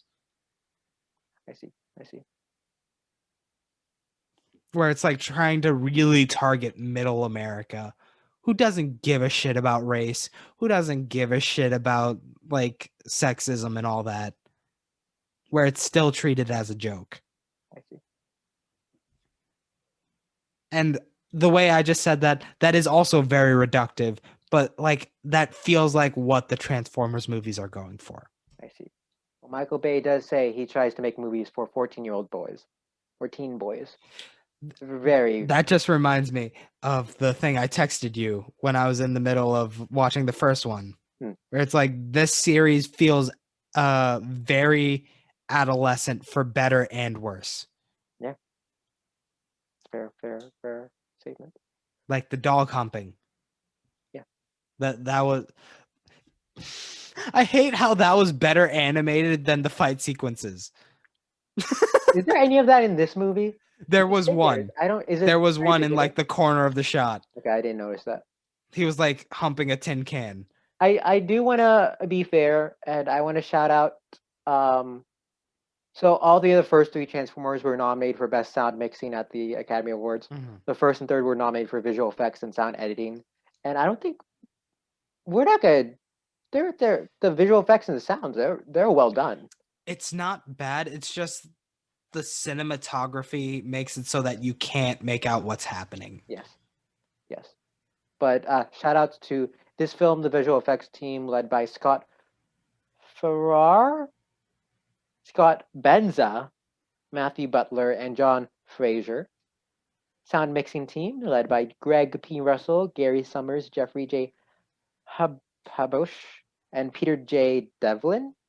And the sound editing team by Ethan van der Rin and Eric Adal. Kudos. Well done. I've had this cup of water next to me this entire time. And I was planning on drinking it intermittently with my alcoholic beverage. I see. But I just realized, I literally just remembered it was right next to me.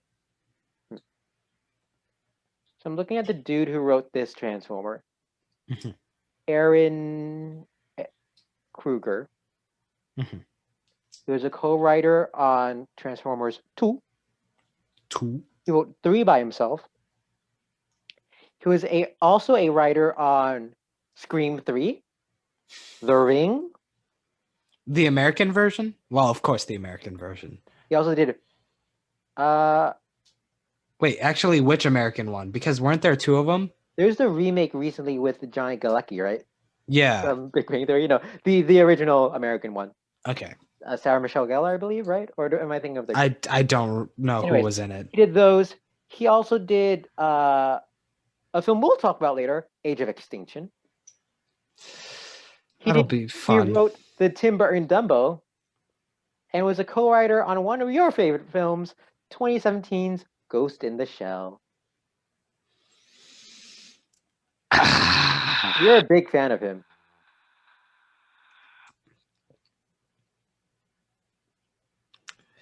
So, side note, don't watch the American Ghost in the Shell movie. If you have to choose a Ghost in the Shell movie to watch the original. But I do recommend the series more than the movie, actually. I do think the show Standalone Complex is better than the movie. And I'll just hop off of that. All right, so this isn't an insult. This is an insult. This is not an insult. However, it's interesting. The guy who did the score for this, Steve Jablonsky, also did the score of Your Highness in the same year. Do you remember Your Highness? Was Natalie Portman in that? Yeah. I feel like I saw it referenced recently. It's for some reason, but I don't remember what. Her, James Franco, Dan McBride. Yeah. This dude also did additional music in Metal Gear Solid 2. Did the music for Gears of War 2. He loves 2s. Gears of War 3 and Gears of War. So that's why. Because I recognize the name. He did the music for Gears of War. You've played those games? No, but there was a time when I was listening to an Xbox podcast, and the names were tossed around at times. Because that definitely doesn't seem like your type of game. I tried 3. I think now I'd like it more than I did when I was 15, 16. Really? Yeah. I feel like those games were marketed more towards teens. It scared me. I forgot that I'm a bitch. Yeah, you're the person who literally couldn't finish a Kingdom Hearts game because the final world looked too scary. Yeah. 8-year-old me. Nope. Question for you. Why did this film make $1 billion?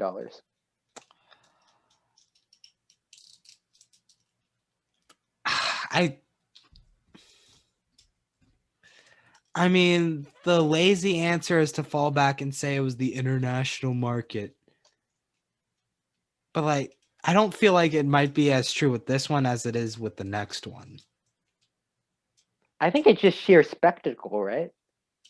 I think it is partly due to the whole idea that it's an hour-long huge battle sequence. And this one had the 3D boost that the first two didn't have. Yeah. No, Yeah, I think it was the idea of the like sci-fi extravaganza. Also, I want to say, the promise of making live action Transformers movies is that you're basically making not kaiju movies, but like close enough. Mm. These movies fail at that significantly because they never you never feel the amount of destruction. No. I will say the first one has an element of fear and uncertainty, at least early on. So there's that. But it is all very empty. It is interesting to note, because I didn't realize this until going over the box office numbers. The first movie does very well, is a Mhm. hit. Second movie does even better than the first movie domestically, internationally. Third movie does worse than the second in the domestic box office. I believe this only hit 350 domestically. The second film made over $400 million domestically. Hmm. Like, the final Harry Potter did not a single Harry Potter did that. Movies like Guardians of the Galaxy and Volume 2 did not do that. The second one was gigantic in America. Oh, that's next, isn't it? We're getting into Marvel, aren't we? Is that next week? No, it is coming up soon. It is coming up soon. Next 2 weeks, I believe. Hmm. But yeah, it's weird that this was a step down domestically, but internationally did so well that it pushed it over. Again, it's inertia from the brand. I guess. I wonder if this came out in China. I forgot to check that. I'm pretty sure it would have. They used to have stronger restrictions and fewer American films or international films. No, I get that, but like this feels like it would. I don't know. I generally don't know. Any other questions? I think that's all I have about Let me this. let me go back to the idea. Do I think that song is slightly worse? It was actually one of my favorites off of the album. Wow. I'm gonna have to knock it off that spot. Wow. Do What I a hold the development. Do I hold the album itself to a lower regard? No, because it's still Linkin Park's most experimental album, most conceptually pointed, and their most thought-provoking, I think. Do you know if this song was written for the album and licensed to the movie, or was it written for the movie and they included it in the album because they thought, why not? It was definitely made for the album. Okay, because it's like it's right before the climax of the album. Oh, okay. Because I believe the song in the first one was written for the movie. Am I wrong? No. That was I'm pretty sure that the one for the second movie was written for it. Okay. But the first one, that was What I've Done, if I remember correctly, which was all over the radio back then. It was the big lead single from Minutes to Midnight. I recognized it as it played, but I can't tell you how it goes right now. In this farewell. Well, you wouldn't know the verse, you would know the chorus. But it's fine. I'm not going to sing it. Right. Well, we established that this movie, not great. Not great. Very far from perfect. But, what film is perfect? Every film needs a few touch-ups. Yeah. Ways that they could be better. They could, right? They could. And you know what? Let's lob a few of our own out there. Ooh, a nice lob. Oh, lob it over to me, Pawan. Let me see if I can catch it. Here's an idea. There's an idea. Whoa! Now let me lob them over to you like it's a frisbee. Well done catching them. Juan, do you want to start or do you want me to start? I could start this time. Okay, Juan's going to start us off on how to improve Transformers Dark of the Moon. All right. There is a line when Tay Diggs or wait, What? Who is it? Who is the guy? What did you just Who do? is the guy? Who is the guy? Shit. Tyrese is in this movie. Tyrese. Yeah. Oh my God, Pawan. I'm racist. All right. Let's move on. Listen, I might be a little inebriated. We'll move on. When he Diggs. Okay. Tay Diggs. Tay Diggs. Yeah, I said Tay Diggs. Tyrese. When he's Wow. talking to the other soldiers and is like, you might not have a ride home. And then like one of the soldiers says, I could find my own ride home, sir. I'd like him to expand on that dialogue by saying like, I could call my mom. She said she'd pick me up in 30 minutes. No questions asked. Anywhere. I feel like this movie is missing jokes. So I'd add that in. Okay. Because like that by itself, like I can find my own ride home, sir. What's the point of that? Okay. I have a feeling you're very upset with me. I'm still reeling on what just happened. Go on. I'll try. I'm trying to pay attention. Okay, at the end of the highway fight sequence, there's like a scene when Sam is like when Bumblebee turns into a robot and Sam's flying out and then Bumblebee catches him and like throws him in and like he's just screaming like he doesn't know what's going on. Sure. It feels like that's a joke and it should be a joke, but like it cuts away from it so quick that you can't even like interpret it as one. Let it linger a little bit longer. All right. Linger. And also that final hour, keep 10 minutes of it. Keep 10 minutes of it. And like So cut excise the rest of it. Sure. One more thing. They say, why transport people when you could transport a planet? And like that's a great in theory. But they bring Cybertron to Earth. What they should do is they should do it the other way around, where it's like, because they don't care about Earth. Why would they want to risk damaging Cybertron in orbit? It's in transit. They don't know what's going to happen to it. So they should make Earth move instead. And like, that should be, if anything, get rid of everything after that moment and have it be like the cliffhanger for the next movie, where the entire rest of where the entire next movie, Earth is moving towards Cybertron. I totally forgot that that's part of this movie, is that they bring their planet to us. Mm-hmm. And now that you say that, that would have been so much smarter. Because if you move Earth from where it is, we're all gonna fucking die. We're not gonna have the sun. The moon isn't gonna be around us. But like also the fact that like Cybertron is like that close by the end of the movie, it's like, how far was it in the first place? Goodness gracious. Let me make sure that's all I got. Yeah. Wow. That's probably the most eventful punch up we've had so far. You have thoughts. I heard many of them. You know what? Since you don't seem to be a fan of my fixes, let's see if you could do better. All right. First off, a couple minor things that I feel like are very obvious. So it starts off with them landing on the moon. Neil Armstrong walks onto the moon. To be played by Ryan Gosling.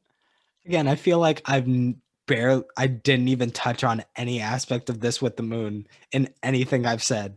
Oh, no. I don't even understand it. But obviously it has to be played by Ryan Gosling.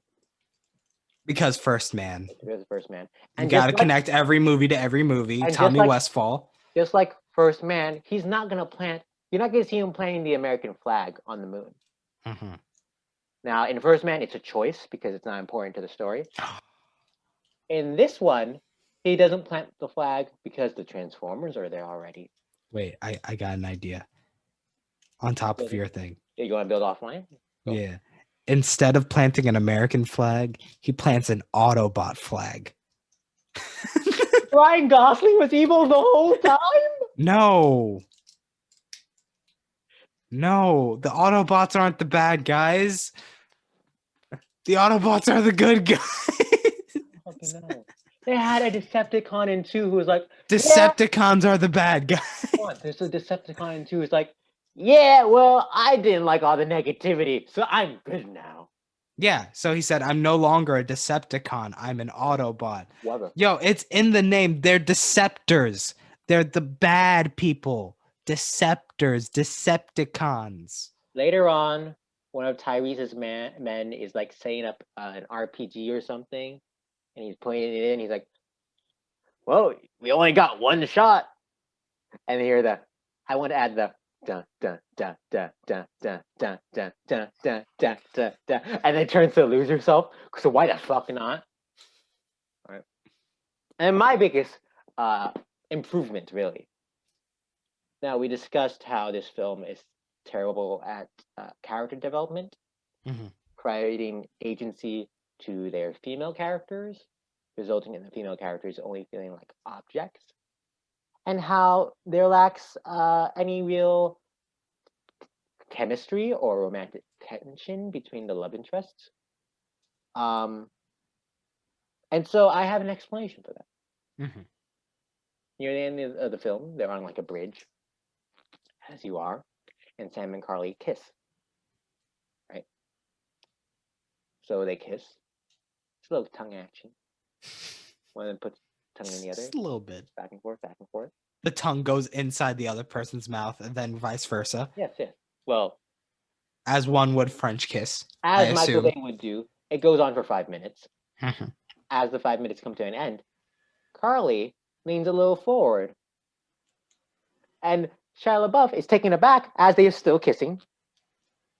And then Shia LaBeouf's like,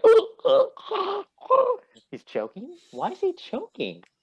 And then her tongue turns into a fucking transformer. Yeah, like the second movie. Yes, she's again. not a character because she's not human. She's a robot. I'll be honest. Her tongue goes through him, through the entire body, through the intestines, through the stomach, throughout the anus, killing Shia LaBeouf.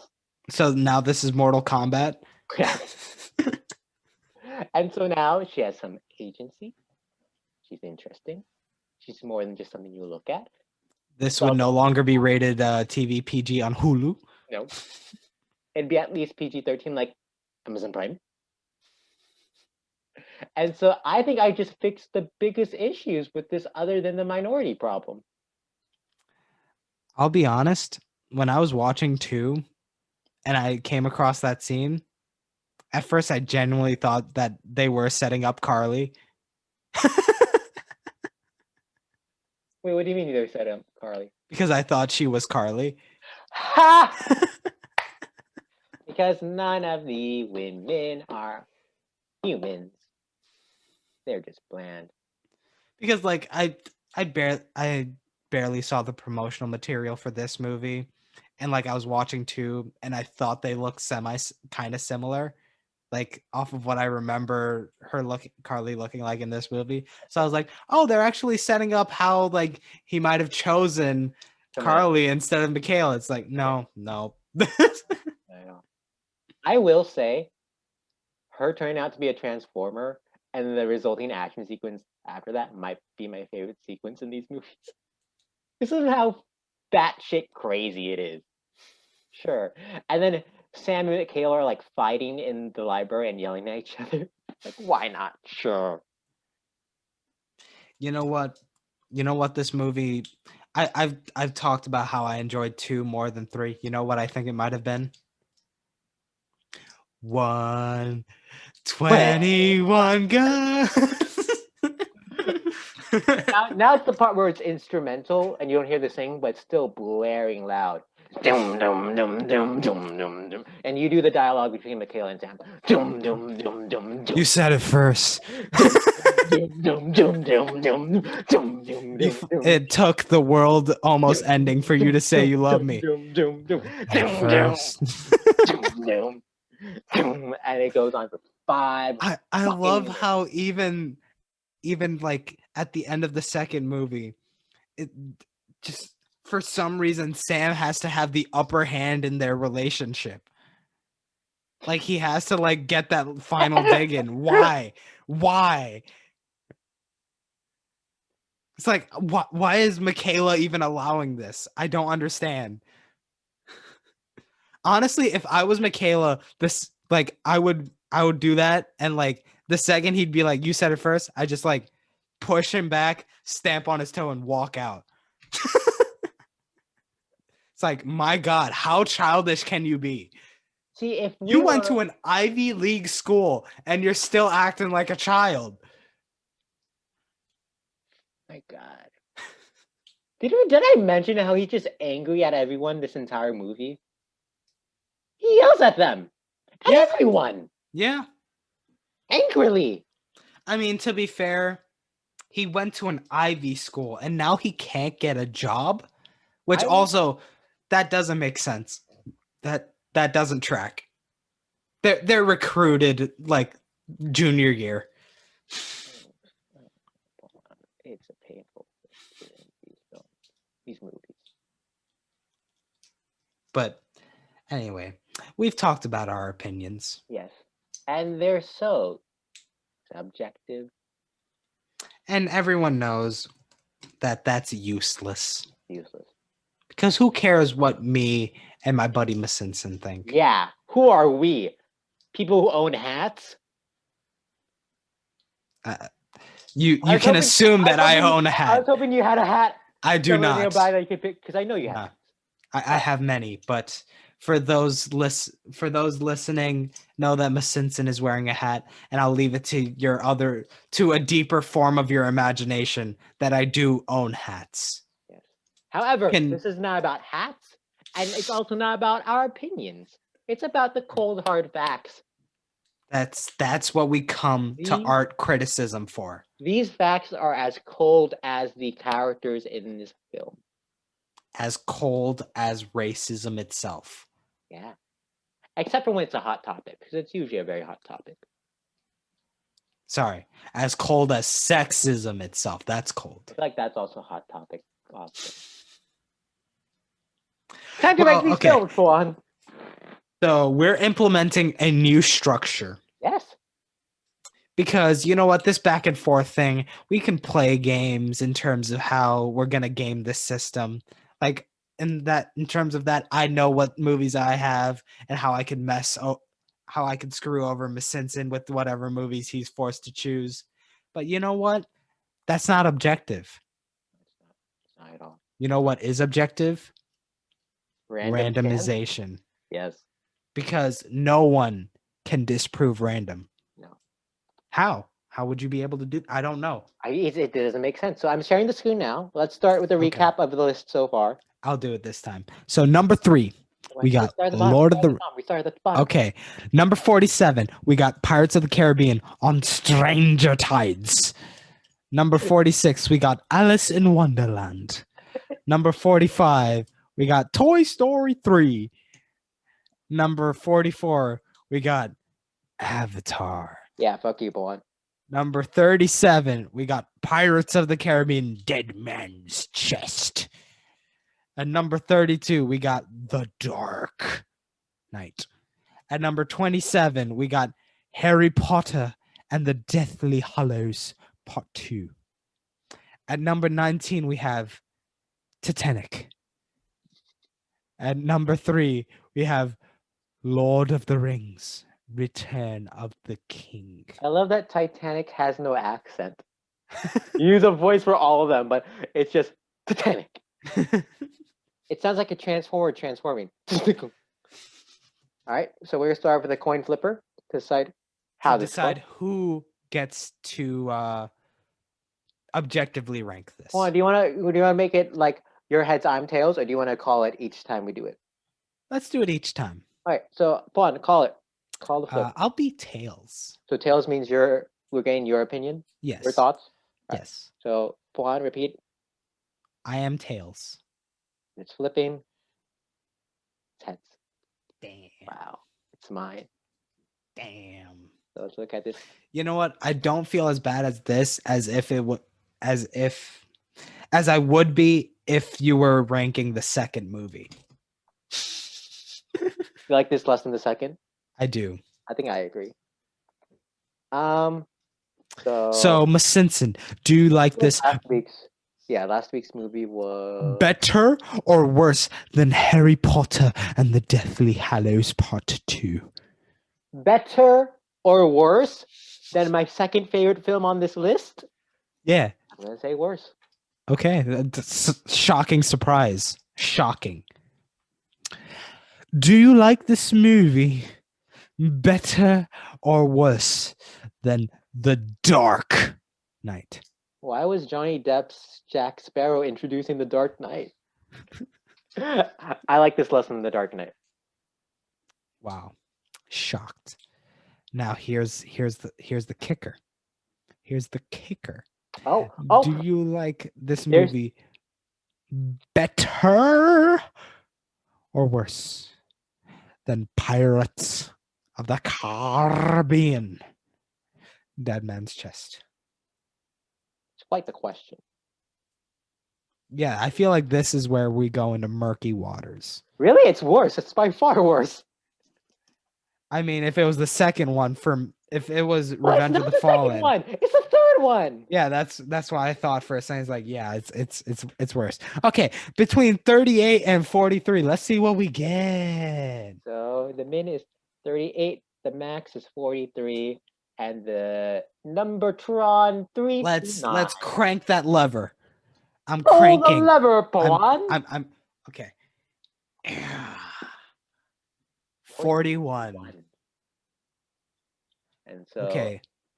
This movie is currently between Pirates of the Caribbean, Dead Man's Chest, and Avatar. to recap the list, Go ahead. number 47, Pirates of the Caribbean on Stranger Tides. At number 46, Alice in Wonderland. At number 45, beep boop boop boop. That's Toy for Toy Story 3. At number 44, oh, I see you, Avatar. I see you at number 44. You know what? You keep trying to get a rise out of me. I thought I was over it, but the way you keep prodding, I might not be. I might be finna mad. At number 41, Transformers Dark of the Moon. I have nothing. At number 30, Transformers for Transformers Dark of the Moon. At number 37, Pirates of the Caribbean, Dead Man's Chest. At number 32, The Dark Knight.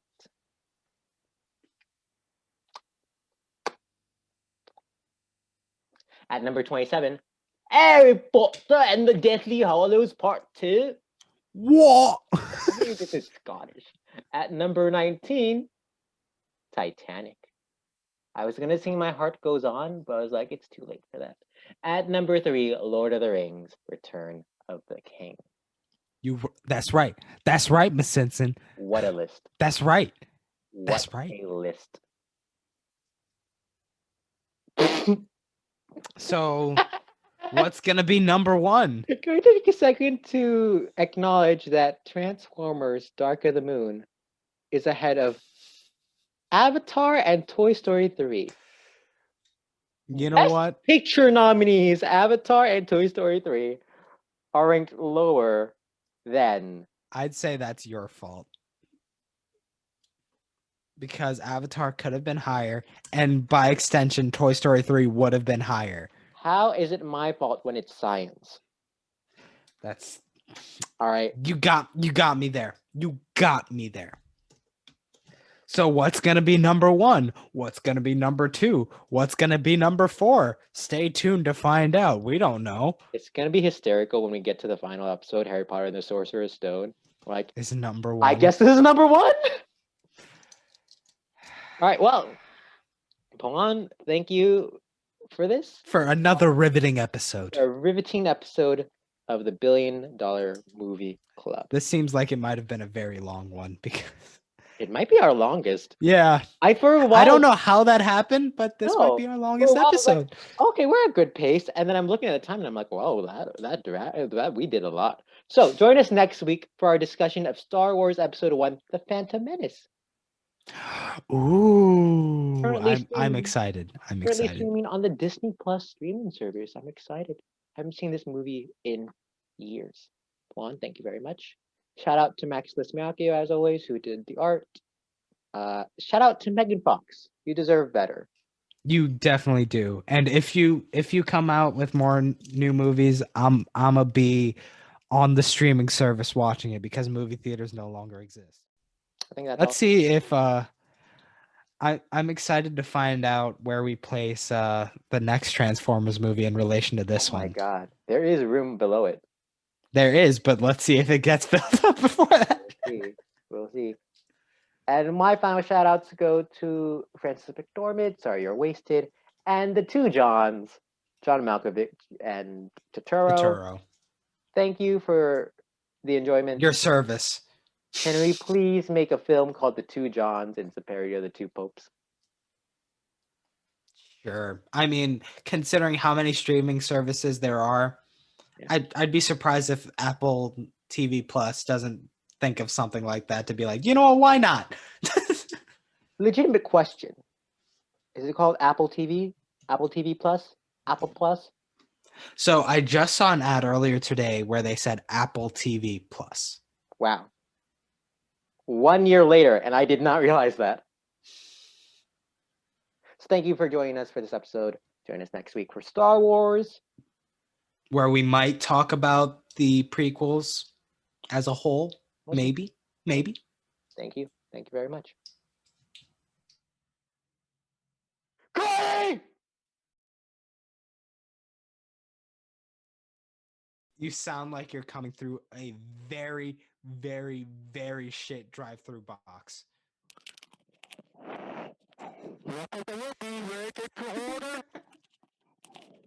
There it is. I think that's our post credit right there.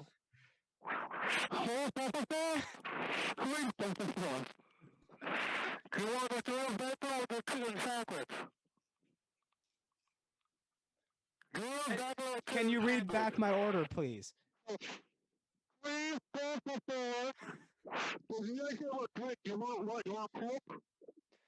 What? No, I'm good with Sprite.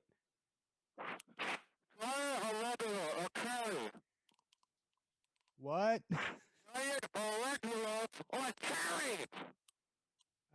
I'll take regular. Okay. You want to put a fries with that? Sure. Potato? I'll take that first option. The fries? Yeah, the fries. What size fries do you want? I'll take extra large. Extra large here. Damn. You know, I think when I come to a Wendy's that has a shit drive-through thing, they'd at least have extra large fries. What am I doing here? You know you're doing two flavors there with the flavors there?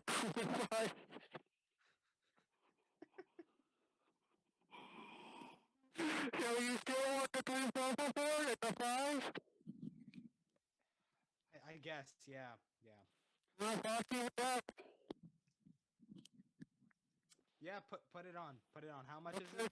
What size Frosty would you like? Do you have a coupon book? No. You want a coupon book that I make you free Frosty? No. You want a coupon book that I'll give you a free Frosty? It's $1 and it goes to charity. No, I don't want to join your rewards program. All right, I'm not giving you my email. I'm not giving you my email. No email involved because $1 it goes to charity. Do I know what charity? No, they'll go to charity. Listen, I see her every weekend. She doesn't need more of my money outside of that, all right? No Frosty book. No. Just do the order as listed. Do you want 3 Frosty stores? Did you want the junior bacon or the chicken sandwich? The spicy. The spicy. Okay, so you said it. Now is that the only Pokemon or only one Pokemon? Two of them. What is the third one? Normal. You gotta have the palate cleanser. And you That's want what it is. the regular size for all three? Do you want to know our selection of Sprites?